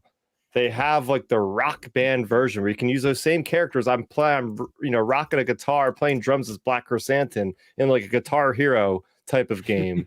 You have a racing Rocket League game. Yeah, and then you have a Lego Fortnite where you're going around like Minecraft. And these are all separate games that are inside of Fortnite. I'm sorry, you can play the guitar as Black Chrysanthemum? I'm still stuck on that. I have it on my Twitter. I have a video, you can check it out. I'll have to find it. Okay, I'm gonna go find that's all right, sold. I'm in. Of all the things to get him into gaming, this is it. What are the songs that you're playing? Is it like, are you like playing Laptianak? Like what? I was literally playing, I think, the Killers song on there. Mr. Brightside or something. There we go. Get in there, Dom. Come on. That's his game. There it is. No musical Star Wars game will beat Star Wars Connect. Yeah. That was the best thing ever. The Han Solo game. I'm Han Solo. I ain't no hologram girl. Amazing. All right, this sounds cool. That was cool. Any other thoughts? Any final thoughts on epic Star Wars games? No. Okay. If they make a Star Wars game, like a Hoyoverse game, then the world's gonna change. For the Genshin Impact and Honkai Star Rail fans out there. Oh, that game. Okay, those are all sounds. All right, get out your hammers, get out your sledgehammers. It's time to break some Star Wars awards. All right, a couple of big Star Wars wins this week at the Grammys of all places. Continuing this music theme, John Williams. Well, this isn't really Star Wars, but it's John Williams, so we'll make an exception. Won the Grammy for Best Instrumental Composition for Helena's theme in Indiana Jones and the Dial of Destiny. It's terrific. Also, happy birthday. And happy birthday, John. 92 today as of recording. Yes. Jedi Survivor, composers Gordy Habb and Stephen Barton won the Grammy for Best Score for Soundtrack, Video Games, and Other Interactive Media. Also, that was the first time I think they've ever had that award. Oh, nice. I believe. And that's so cool to have gaming representation, because I'll tell you what, the music in games is very powerful and like a character in its own right. And there's those moments in that game where it was just so powerful. Cal Kestis's theme, everything resonating. It's just this stuff is a movie. You're watching, you're playing a movie in that case. So yeah, as I said, not a gamer, but I finally watched the game movie of Jedi Survivor. That was so good. That was so good. Yeah. I like Fallen Order was cool to watch, but I did feel like I missed something by not playing it. Like I didn't feel like I had the same connections to all the characters that everybody else did who spent all those hours with. Just watching Survivor, I'm like, that was just a top tier Star Wars story. That was so good. So good. And the music was tremendous. So congrats to Gordy and Steven. Yeah. Yeah. The thing with this award, I mean, it's, Star Wars frequently wins some, different varieties of awards here and there. But when it comes to categories like these, for some reason, I'm always like, oh, that's cool that we got nominated. Star Wars probably won't get it. Mm-hmm. I always have that kind of just going into it. And then coming up saying, oh my God, Survivor won. I was like, oh my god, Survivor won. Oh my god, good. I'm like, yeah, we did. Yeah, I say we like I made the game.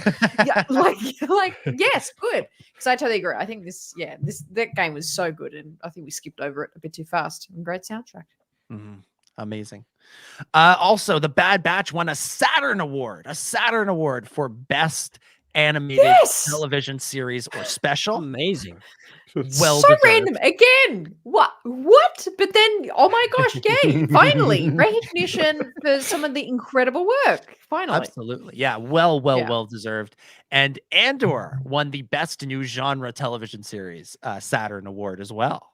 So, it was up against. It was up against like big ones like The Last of Us and maybe even House of the Dragon, like big shows. Yeah, and I loved both of those shows. Andor's better. Andor is better. Andor is the best, the greatest. Hannah just zoomed right in on herself. She's pulling a forward. Is it though? Really is it though? Yeah. Is it? It is. There's not a single bird hunt in any of it. It's amazing. All right. Let's move on. Get out of here. I'll start fighting you in the middle of a show. So what else is new? I can't wait to get you two in a room together. That's why they weren't here last week. They were in the ring. Yeah, we were having a brawl. We're fighting each other. Oh, that's good. The next IHOP party is literally just going to be a food fight between me and Hannah. So I want each on one side of the restaurant. We're not renting an IHOP. We're renting a local boxing ring. I think if we have to find the middle ground between a boxing ring and an IHOP, obviously, Ben, that's a Waffle House. Yes. Oh, 100%. Absolutely. Yeah. You go to Waffle House, you get training for self-defense and also a waffle. And you might witness a really good fight too. What is anyone talking about? How are you all talking about the exact same thing? What on earth are you speaking about? Oh, you Australians. Yeah. You're so cute. If anybody, any international listeners, there we go. Wikipedia, Denny's parking lot. Yeah. Any international listeners, just Google Waffle House and you'll find out exactly what we're talking about. Wikipedia will be the referee for it. Yeah. And fight. Oh man, that's good. That's good stuff. Incredible. So well deserved on all fronts to John Williams, to Jedi Survivor, to the Bad Batch, and to Andor for the awards. All right, let's get to Ask the SWU. There's a couple other stories, but maybe we'll save those for another time because we've been going for a while, and no, we're not going to have time. If they announce what I think they're going to announce on Empire Magazine tomorrow, we're just won't have time for any of that. True. Good point. But they're gonna have the trailer. They're gonna somehow put the trailer for the Acolyte in Empire Magazine. Somehow you'll have to buy the magazine to view the trailer. It'll be like one of those flip books that like a little animated thing of Amanda Stenberg just running around with a lightsaber. You know what? That'd be a great way to get money if in the magazine they had it came with like a USB. With the trailer on it, people just. I was gonna say, all it takes is one guy to buy that, plug it in, and upload it. This is why they didn't make me CEO of Disney. Damn it! I should have known that one. I pitched that. They said it wouldn't work. I should have known. It was either you or another guy. I was this close to $1 billion idea. This close. All right, let's get to Ask the SWU. We've got some questions from the super chats and some questions from the discords. Let's start with this one from Diamond Figs, who says, prediction: Bad Batch season 3 will be the best Star Wars we get in 2024. Yes. Wait, is 2024 the year the Acolyte is coming out? Yes. No. Like Acolyte will be good. Acolyte will be really good, but I actually do think Bad Batch will be just like cream of the crop. I think, Hannah, I actually agree because I did my countdown of the best Star Wars stories of 2023, and number one was the Bad Batch season 2 finale. Like those episodes are so above and beyond amazing that, like, for me, they outdid anything else, animated or live action. Yeah, I think it's going to be, you're comparing the beginning of a series versus the end of the series. So I think we always kind of look a little bit more deeper and anticipate a little bit more sometimes with the thing that's ending, at least something that's ending the way it should. It's not just being canceled abruptly. Like they've been building to this third season to really wrap things up. We know these characters more. I kind of have to agree. As much as I want to agree with Chris, it's like I really hope Acolyte's good because it's so different. Like I was saying before about something new and different and fresh, but I really want to see what happens with these characters and what might happen if there's a spin-off of this or something. But yeah. I'll settle for a tie. I'll settle for them both being equally the best thing. But if Acolyte is not as good as Bad Batch, I will be disappointed. I want Acolyte than Bad Batch. I think the Bad Batch will be amazing, but if it's better than the Acolyte, that means Acolyte isn't. I want the two of them, fighting like me and Hannah in a Denny's parking lot. There we go. That's I'll take that. Ben, what do you think? I mean, I'm always like, I want to stay optimistic. I want to like see, like, the best Star Wars is the Star Wars that I just watched. Like that's my ultimate take. So like I want, like, I want Bad Batch to be as best as like great as it can be, but like I want to look forward to Acolyte. I want Acolyte to be even better, and then Skeleton Crew to be even better, and just keep piling on, and just a mountain of greatness. But I know that's probably not going to happen, but we'll see. Yeah, we shall see. Beginning in 13 days. All right, let's go to the Discord. This first one comes from Lucky Lego, who says, after last week, we need an offshoot podcast of Chris and Ben talking about Lego Star Wars sets they don't understand.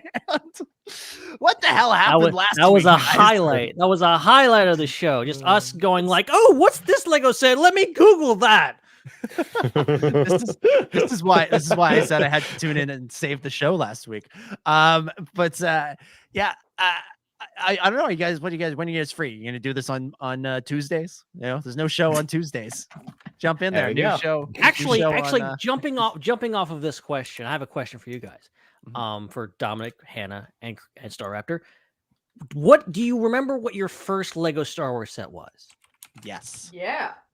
It was the Mos Eisley Cantina, like the little mini version with where you get the booth of Han. I remember and that Greedo, one, yeah. And you get a land speeder and a dewback. But I also remember the set that made me really want to get into Lego Star Wars because my brother, for his birthday, got a little set of just like the Emperor's Throne with Darth Vader and Luke Skywalker. And as soon as I saw that, I'm like, that's the coolest thing I've ever seen. I want all of that. Chris has his. Yeah. And you're muted. Hello. Star Raptor, we didn't hear a word you just covered in a thick layer of dust. We got my God. Oh my God. Yeah, that is the wrong shade of red.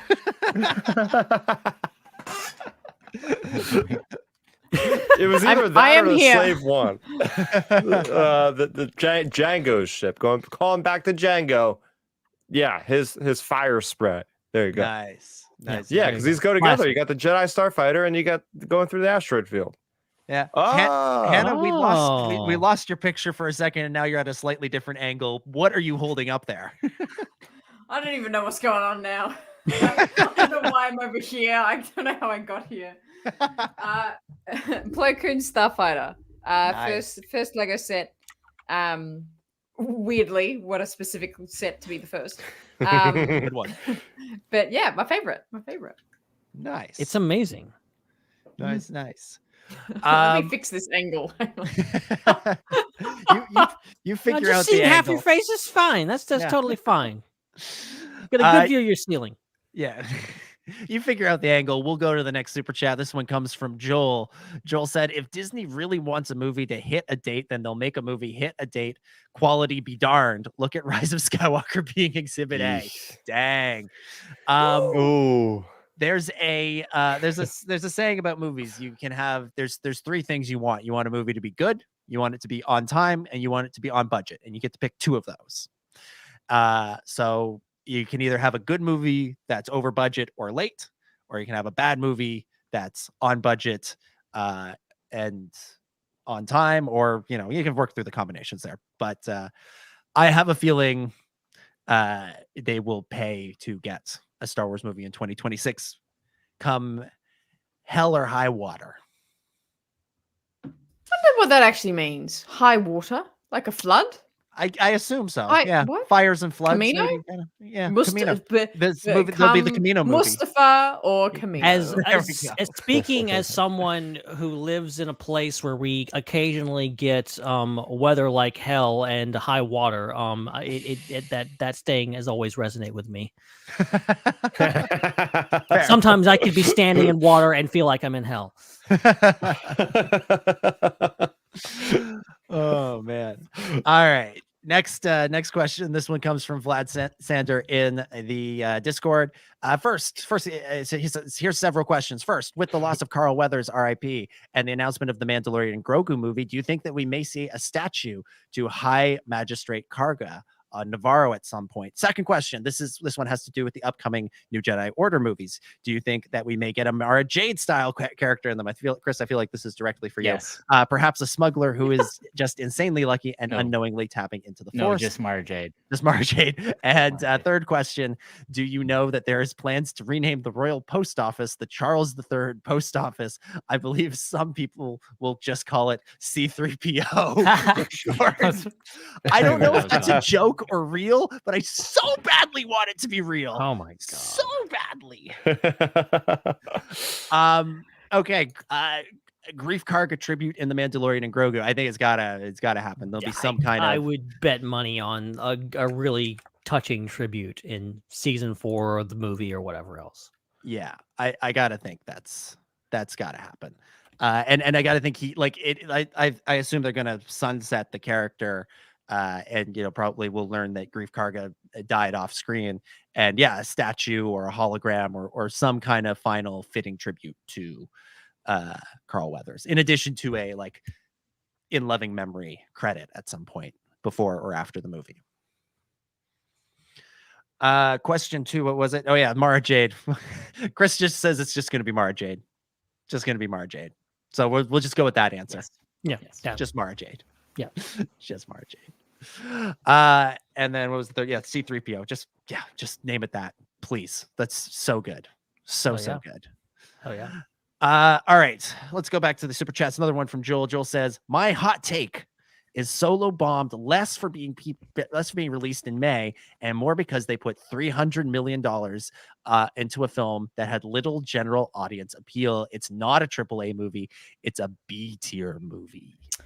Well, people with one of the most popular characters ever created in the history of movies, though.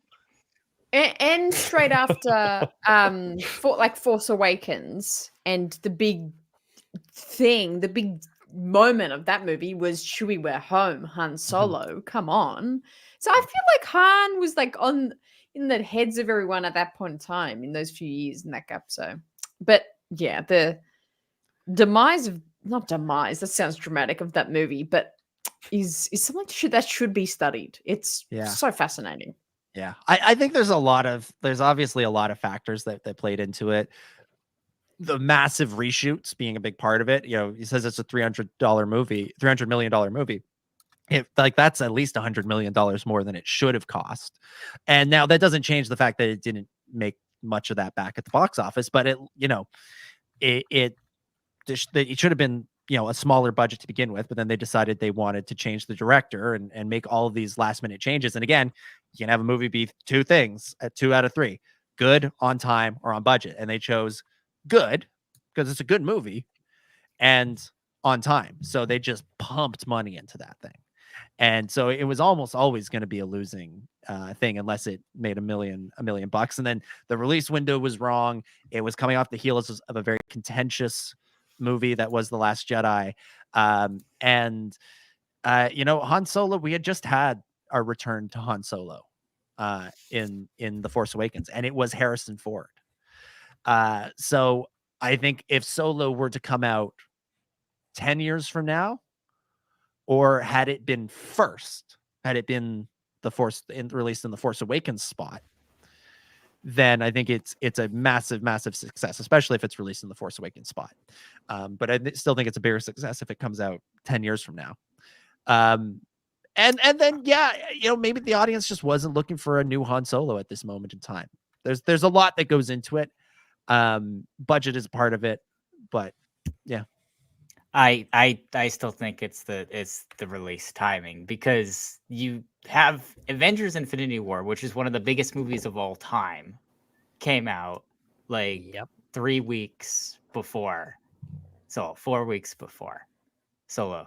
So that movie's the type of movie that people watch again and again and again and again in theaters. So if you just watched Avengers Infinity War 10 times in theaters, you're probably not going to go and watch Solo more than once or twice. So you have that. So that was, I think, one of the biggest factors. And then the week before Deadpool 2, which is another super high grossing movie, comes out. So that gets a lot of the general audience right there. I think a lot of the general audience would pick Deadpool 2 over a lot of different Star Wars movies. And then as far as it staying in theaters and making more money, 3 weeks later, Incredibles 2 comes out. And then around that time, a week later, you have the new Jurassic movie, Jurassic World Fallen Kingdom, coming out. So there's just so many billion-dollar movies released a few weeks before or a few weeks after that I just don't think that it had a chance. Now I do think that does speak a little bit to what Joel is saying about the lack of general audience appeal, because there were all those other things and it didn't break through. And you would think a Han Solo movie should break through. So I think there's something to be said for that. Rogue One would have done just as bad in that spot. I think that's the big test is compare Rogue One and Solo. Obviously, if you have The Force Awakens released in that slot, it's going to take a little bit away from the other movies. Yeah, we're probably looking at one of those other movies going, what a bomb. Yeah, maybe Deadpool 2 wouldn't have done as well, or maybe people wouldn't have had any money for the new Jurassic movie, Fallen Kingdom. So, but I think the fact that Rogue One made so much more money and it was, put in on a pedestal at that time as the big movie for those few weeks, and there wasn't much competing with it. I think that just shows that if you're gonna have a Star Wars movie that's not the number one big Star Wars movie that's the most important one of the decade, if you're just going to have a spinoff, it needs to have space to breathe. And again, that has to do with the marketing too. It's not just that people don't have enough money, but also, you can only put so much into marketing. And I definitely think that in The Incredibles and Infinity War had a lot more money put into the marketing than Solo. Or if it wasn't the case, they definitely were more effective. True. All right, let's go back to the Discord. Dr. Hugh 17 asks, if you had your own cold storage facility, what would you put in it? Just dead bodies. No. Perhaps some Oreos kept in reserve for your next food analogies. Okay. Or some coaxium. What I would do. There's three extremes. There's three such extremes. Oh, jeez. So this is what I would do. I would put on the outfit. No, I would take the outfit that they wear on Hoth, and then I would bring it to Tatooine and leave it outside for a bit in the sun. And then I would put it in a container where the temperature doesn't change. And then I would bring it to the cold storage facility, and then I would put the outfit on and then walk into the cold storage facility. That's what I would do. Okay, so what? What the hell was that story? I'd take my clothes out into the sun and then I'd put them on and walk into the freezer. What did we just hear? So, I feel like you were so certain about it. Like you've thought about this prior. Because the one time that I went to an actual cold storage facility, I took my coat off outside, and I wasn't trying to do this, but I just left it in the sun for a little bit, and I put it back on and walked inside, and it was like the best feeling in the world to have like a hot coat on in a cold storage facility. It was the most amazing thing I've ever felt. Insider knowledge here. A hot coat in a cold storage. You know what? Valentine's Day is coming up. You're the hot coat to my cold storage room. Also, there you go. I feel like there's your pickup line. I feel like I'm the only one that actually understands the context of Hugh's question here. Okay, yeah. Am I? Does anybody get what he's referencing? I have no idea. Okay, so this was a joke on the Discord today. So see if you were on the Discord, you know this. This is from this is the Real Deal California on Twitter. It says this is real news. Apparently, George Lucas buys a cold storage facility in LA's Chinatown for $46 million. Holy God! This is real. This is not The Onion. This is real. You remember back like cold storage? What? Yeah, what you guys for? remember like 15 How big years is ago? this? You guys remember like 15 years ago, there were all those stories about how Seth Rogen was saying George Lucas actually believed the world was going to end in 2012. Maybe George has just got some like crazy shit stored away. He's got like an alien somewhere, and he's like, I know what's gonna happen, so I gotta have the cold storage facility because filmmaker George Lucas's family office, Skywalker Holdings, has bought a roughly 155,000 square foot site at 1600 Naud Street for $44.5 million, according to property records filed with the LA County Limited Liability. This is blah blah blah. George made a weird purchase. I'm sorry. Yeah, he's these things. He's really taking that $4 billion from the Disney sale and putting it in good use, spending it wisely.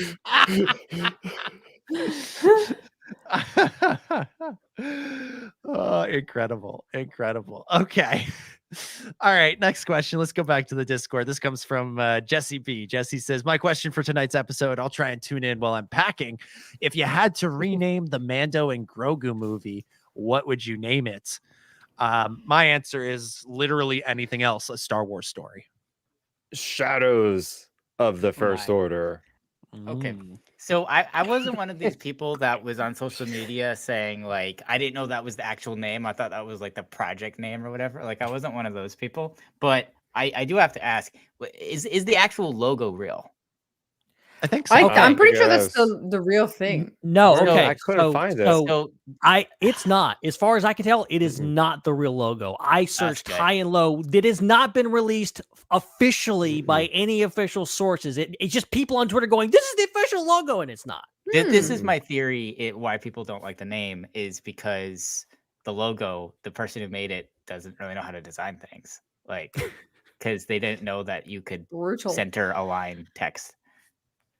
They just had it on the right side. Well, if you look at the logo, it's just the Mandalorian logo with and Grogu tacked onto it. Like it's not that. It would be very easy. Like I'm not. It could very well be the official one. It just hasn't been confirmed to my knowledge. Somebody please reach out to me because it's been driving me nuts for 24 hours trying to figure out where the heck that logo came from.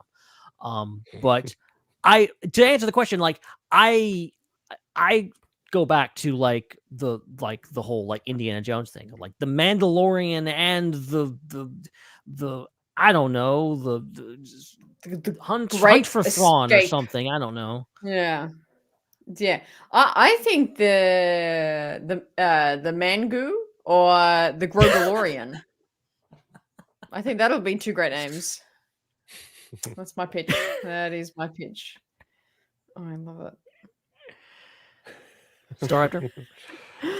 Yeah. Something to pull together. Like, shadows of the First Order. Shadows I'm of the. staying with it. Yeah. Something Mandalorian. The Adventures of Din and Grogu. That's something kind of broad, but just encapsulating a classic action adventure. It would be good.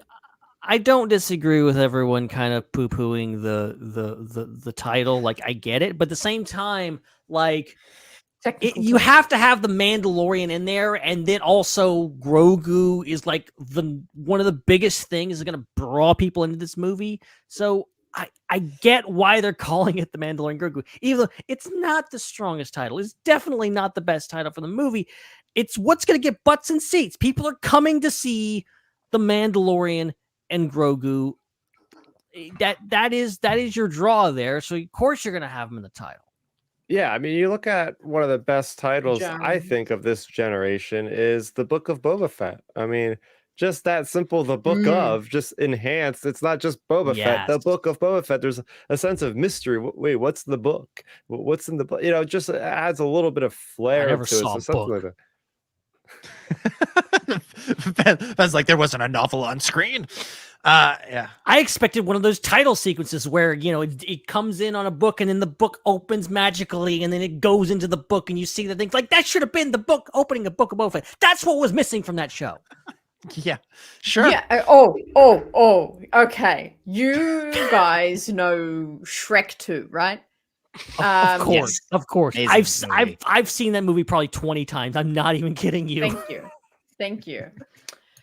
That opening of that movie where there's the fairy tale book and it goes through it's 2 or 1 and it goes through the story. Both of them, like, the I think fairy tale all of them story. have that kind of Actually, opening. do they all start with that? Yeah. The Book of Boba Fett should have started like that. That should have been the intro of Book of Boba Fett. It's like once upon And a then time. it should have, and then it should have, it. and then it should have cut to Boba Fett in an outhouse, using part of the paper ad for a thing. And it's him around Jabba's palace. Somebody once told me I think Ludwig Göransson should have created a remix of Smash Mouth, and that should have been the soundtrack instead of.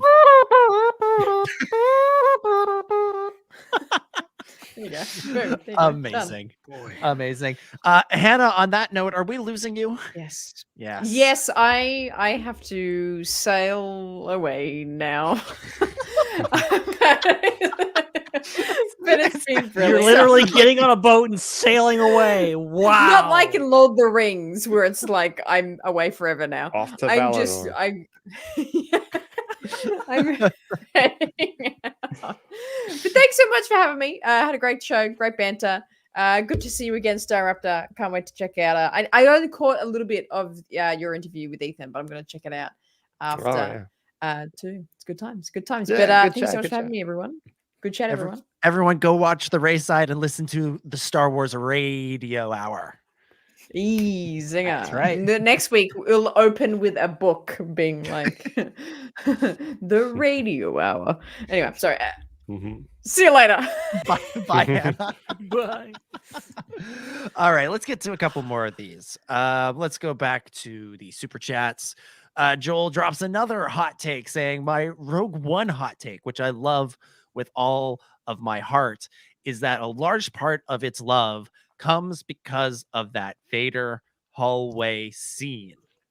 It's a cherry on top of that movie. Yeah, but it's a cherry on top. The sundae is still great without it.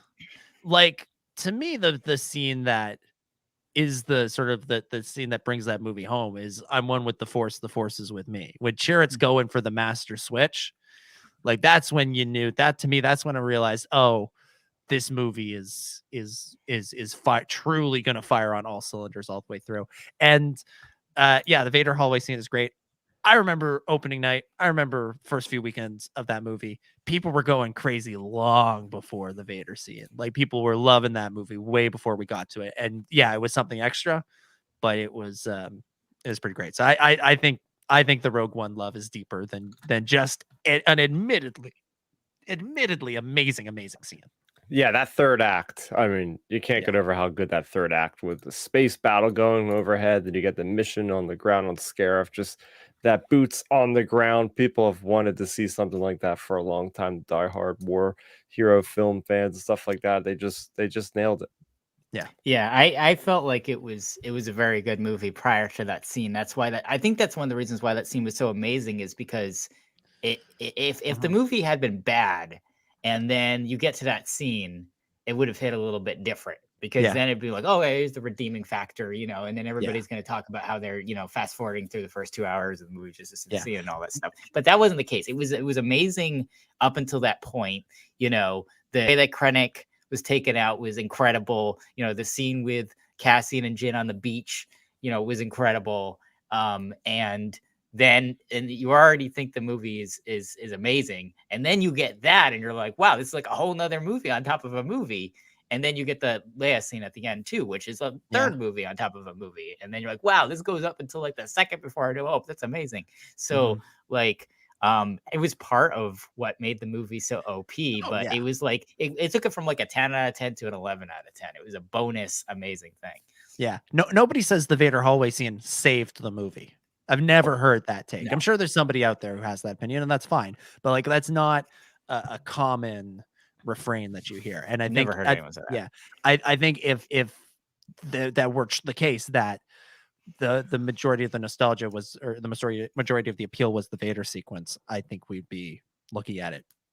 We'd be talking about the movie very differently. But there's something about that movie that speaks to hardcore fans. It speaks to new fans that, you know, Tony Gilroy and Gareth Edwards and all the different writers that worked on that movie and everybody that's involved. Like it was a rocky road to get there, but they brought it home just beautifully.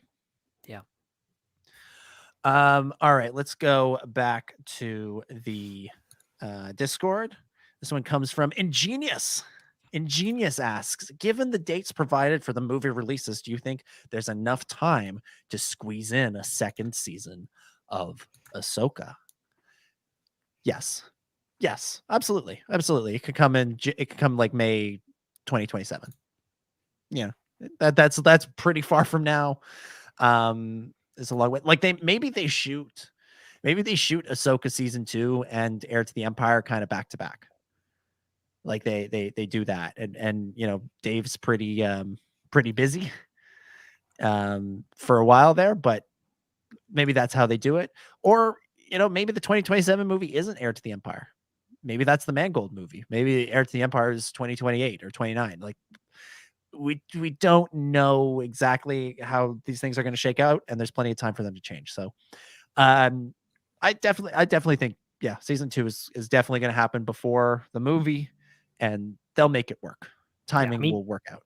They've basically said as much, and I mean, we have the sketch. Like, we know Filoni is working on it. They've confirmed it, and I think, like, yeah, of course, like Filoni's going to be involved in this stuff, but it seems like Ahsoka is going to be probably his primary focus of just like writing and getting that, and then they'll just slot it in whenever they have a chance or whenever it needs to be in the story. Yeah. Or like if they are going to do that, like if I just thought of the back-to-back thing, you know, I haven't heard anything about that, but if they are going to do something like that, maybe Dave writes all those scripts and then he hands them to Favreau and says, you oversee the production of this. I got to go get this movie up and running. And because we don't know what Favreau's doing after Mando and Grogu, like after that movie, he might not have anything else lined up. So maybe he can be a little bit more hands-on with season 2 than he was with season 1, because Dave's got other responsibilities. Yeah. Star Raptor, any thoughts? Yeah, I mean, I always thought that this film was going to be the culmination, right? So it would make sense that they got to squeeze Ahsoka in there because she has to be at a certain place for this movie. I feel like that Peridia storyline will be all over with by then. We're going to have all the heroes working together in that kind of like Avengers Endgame sense of the thing, right? We've been building up to this moment. We want to have Ahsoka on screen with Din, you know, with all these other characters and all the backstory with the Morta stuff, and all that's going to be all dealt with. It's all going to lead up to that. So it makes sense. They're going to pull it off. Absolutely. All right. This next one comes from Giltser10. Giltser10 says, does Dooku or Maul know about the existence of Exegol, or even went there? Maul went to Malachor when he was younger in the comics, but it also raises when Palpatine learned about Exegol. I feel like we should throw this one to Wikipedia in the chat, see if they know. I don't know. What do we think? Is there a potential there for a story of Dooku or Maul going to?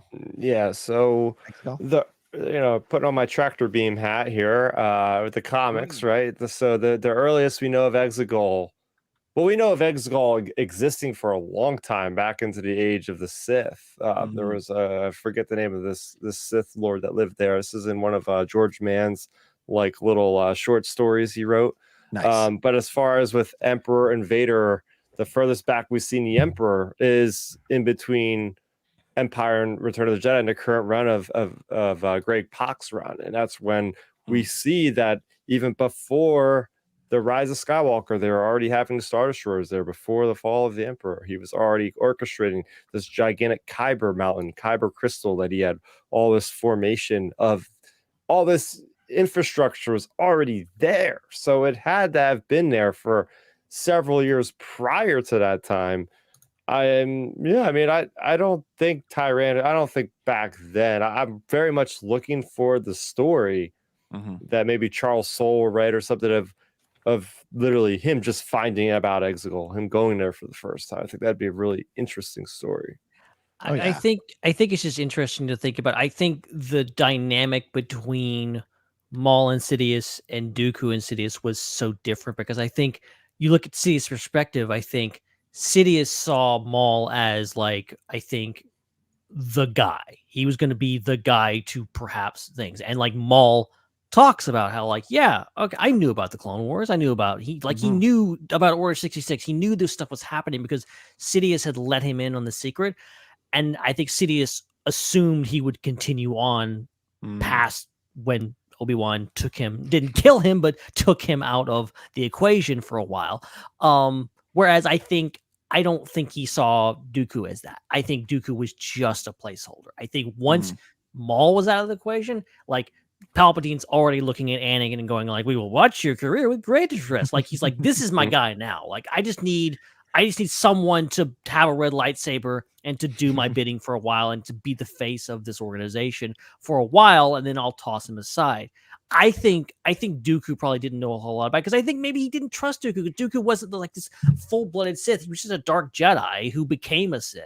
I think I like the idea of just like Dooku was in the dark, and of course there's so much backstory of just, and then you go to the novelization of Revenge of the Sith and like how Dooku thought things were going to play out in Revenge of the Sith versus how they actually things. Like, he thought Anakin was going to come out and they were going to reveal themselves, and then Dooku's like, oh crap, he's sitting on the floor with no hands, realizing he's about to lose his head. Like, it's hilarious, but I love the idea. So I personally, I think Maul probably knew about Exegol, knew about that. I think Dooku did not.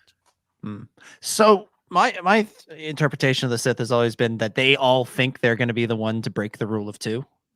They're all going to be the one who, like, whose apprentice tries to kill him, and they're like, nah, I'm too powerful. You can't kill me. And so I think if Sidious knows about Exegol going back to the time of Maul or Dooku, he's keeping that very close to his chest. He's not letting anybody know about that.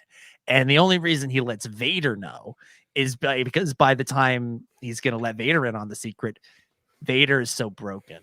He thinks he's broken Anakin. He thinks he has just basically, he thinks there's no possibility of Anakin betraying him. That's completely outside of his realm of something that's even possible, because Anakin Vader is so broken. So it's like, yeah, sure, I'll bring you here because I'm going to work on some stuff and I need you to be part of it. But he doesn't see Vader as a threat, literally until the moment Vader picks him up in Return of the Jedi and chucks him down the chute. Yeah, I think you can hear Palpatine say as he's falling, I should have seen that coming. I regret my decisions. All right. Next up, we got one from Kajira. Kajira says, to be honest, I don't really have a question, or I really have no questions at the moment, but I do want to let y'all know that I will be moving to Japan next week. Wow, that's awesome. Wow. That's really, really cool. She goes on to say, I will definitely be at Star Wars Celebration Japan. I've been wanting to attend a celebration for years. Once I get settled, I will definitely plan a weekend trip to Tokyo and do some scouting for potential venues for the Star Wars Underworld after party. Even though there's no IHOP, but they do have Jonathan's, a diner-style joint popular in Japan, and plenty of karaoke clubs. So those will be my starting point. Heck, I would most likely vlog about this little adventure and share it exclusively on the Discord. So there's a reason to join the Discord, to check out that all right, that vlog from Kajira. And Kajira, what I really need you to find out is how Jonathan's feels about fights in the parking lot, because we're going to need the space. We're going to need the specifically ask them, how do they feel about people hopping in their restaurants? Do they Are they? Is Are there they pro no? or Is there no con? hopping? Is there no hopping rules in Japan? Is that a thing? Could you get punched feasibly in the face for hopping in a pancake restaurant? I'm just curious. Just hypothetically asking for a friend. I also like the idea of the Star Wars Underworld karaoke party. I think that would be quite something. we got to get Matthew. Yeah, get Matthew up there singing his little heart out. All right. Yeah, thank you, Kajira, for that. And speaking of Matthew, we'll give him the final question for this week. Matthew says, in the 1977 indie film Star Wars by up-and-coming filmmaker George Lucas, subsequently titled A New Hope, who famously introduces themselves to the other characters and the audience with the line, "Hello there." Wrong answers only. So who says hello there? Greedo. In A New Hope. Greedo. Wait, was this a trick question? It's a wrong answers only question. Oh, that explains a lot.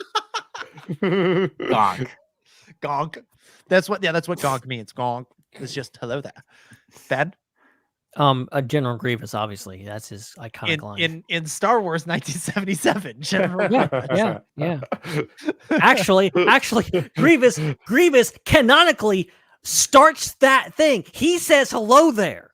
Grievous says hello there in Destroy Malevolence way back in the Clone Wars. Wow. He canonically says it first. What? Okay, it's Grievous's line. Okay, and Obi-Wan stole it. What? Go back and watch the episode. Mind blown. Dang. That's a great answer, Ben, but obviously you're all wrong. It's that weird alien guy that follows Luke and Obi-Wan to Docking Bay 94 and sells them out to the stormtroopers. It's just some other language for hello there. All right, there we go. I think those are all the questions for this week. Yes, I think we got to them all. So be sure to submit your questions between this show and next week's show on the Star Wars Underworld Discord. There's a little thingy on the side, one of those special zones. What's the word, Ben? Section. Sidebar. No, but like, what are they? The place that there's the ask SWU. It's a zone. Thread. It's a thread. Just scroll almost all the way down, and you will see Ask the SWU on there. You will find it. So submit your questions for next week, or join us live and super chat them into the show. But that is just about going to do things for do things. I don't know. Doing things for that. Doing things. I'm out. All right, that'll conclude this episode of the Star Wars Underworld Podcast. Thank you, everybody, so much for watching. If you enjoyed this show, follow us on Threads at the SWU. Most important thing, I'm gonna get out. The only place to follow us. Yes, at the SWU on Threads, and we've talked about the Discord a lot in the show. Channel. Joel said that's the word I was looking for. Channel. That is officially what they're called. Yes, channels. So look. So if you want to join our Discord, the link is in the description of this podcast. So definitely join us over there. Welcome Wikipedia. Wikipedia is now in our Discord, so you don't even need to go to Wikipedia anymore. You can just at Wikipedia on our Discord. They have a secret special name. Let's check that out. Make sure that you leave us a review on your favorite podcast app as well. Dominic, thank you so much for hosting. It was great to be back. I missed this last week, and so I'm very happy to be back chatting about all things Star Wars, trying to understand these video game things that I just are outside of my outside of my realm of understanding. But you guys got me excited. I'm looking forward to that, and I can't wait for Bad Batch to launch in a couple of weeks. And of course, look, my one want when we did our what's one thing you want for Star Wars in 2024 was I wanted a behind the scenes picture from a new Star Wars movie, and it sounds like come June I'm gonna get my wish. So I'm very much looking forward to that. And again, I'll plug my Substack, DominicGJones.substack.com, aka Hoth Off the Press, and that's where you can read all about my experiences at the NHL All-Star Game last weekend, and I got some new Star Wars things cooking up over there very, very soon. So check that out. And yeah, it's been a great show. Can't wait to do all this again in 7 days' time. And of course, you can follow Dominic on social media at DominicJ25. Ben, thank you so much for hosting as well. Oh, this was a pleasure as always, and yeah. Who knows? We'll by the time you guys will be hearing this, probably you'll be listening to this. We will know about. We will have seen the thing. The show has been so long and so much fun. I've genuinely forgot that there's big news coming tomorrow. The big news. It's the General Grievous of Star Wars story. That's the news. I'm calling it now. If I just keep saying things, eventually one of them will stick, and I'll sound smart. I'll sound like a prophet. So I'm just gonna keep doing that for the rest of the night. Darn it, the show's over. Yeah. Okay, guys. We'll see you in about 12 hours. But Ben is still saying Ben's like the news is going to be so big we need to do a special bonus show. Oh my god! I mean, who knows? Maybe. You can follow Ben on social media at Ben Hart with no E. I should specify this for people just listening.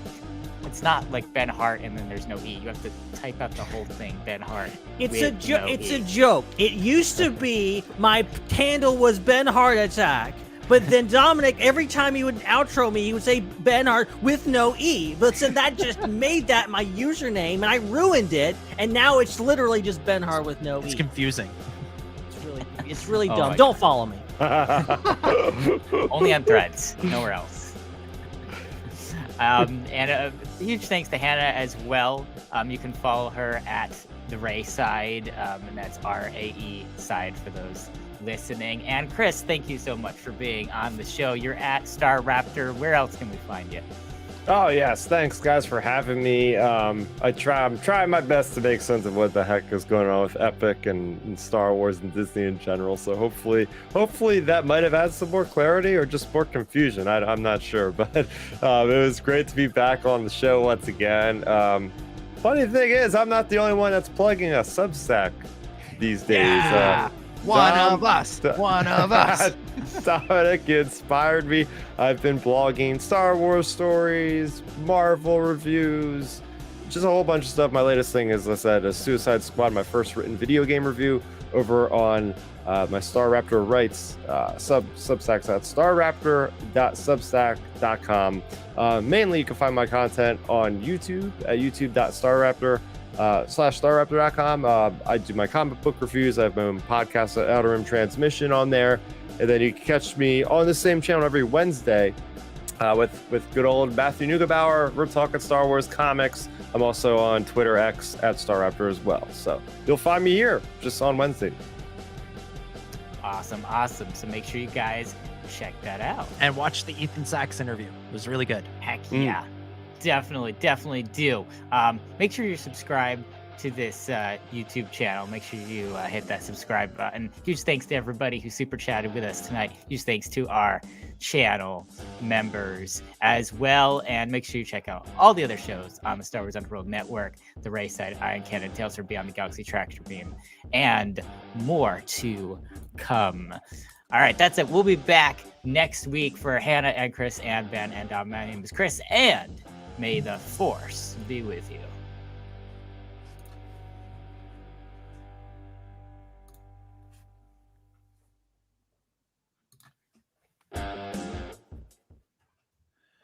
It's a wrap.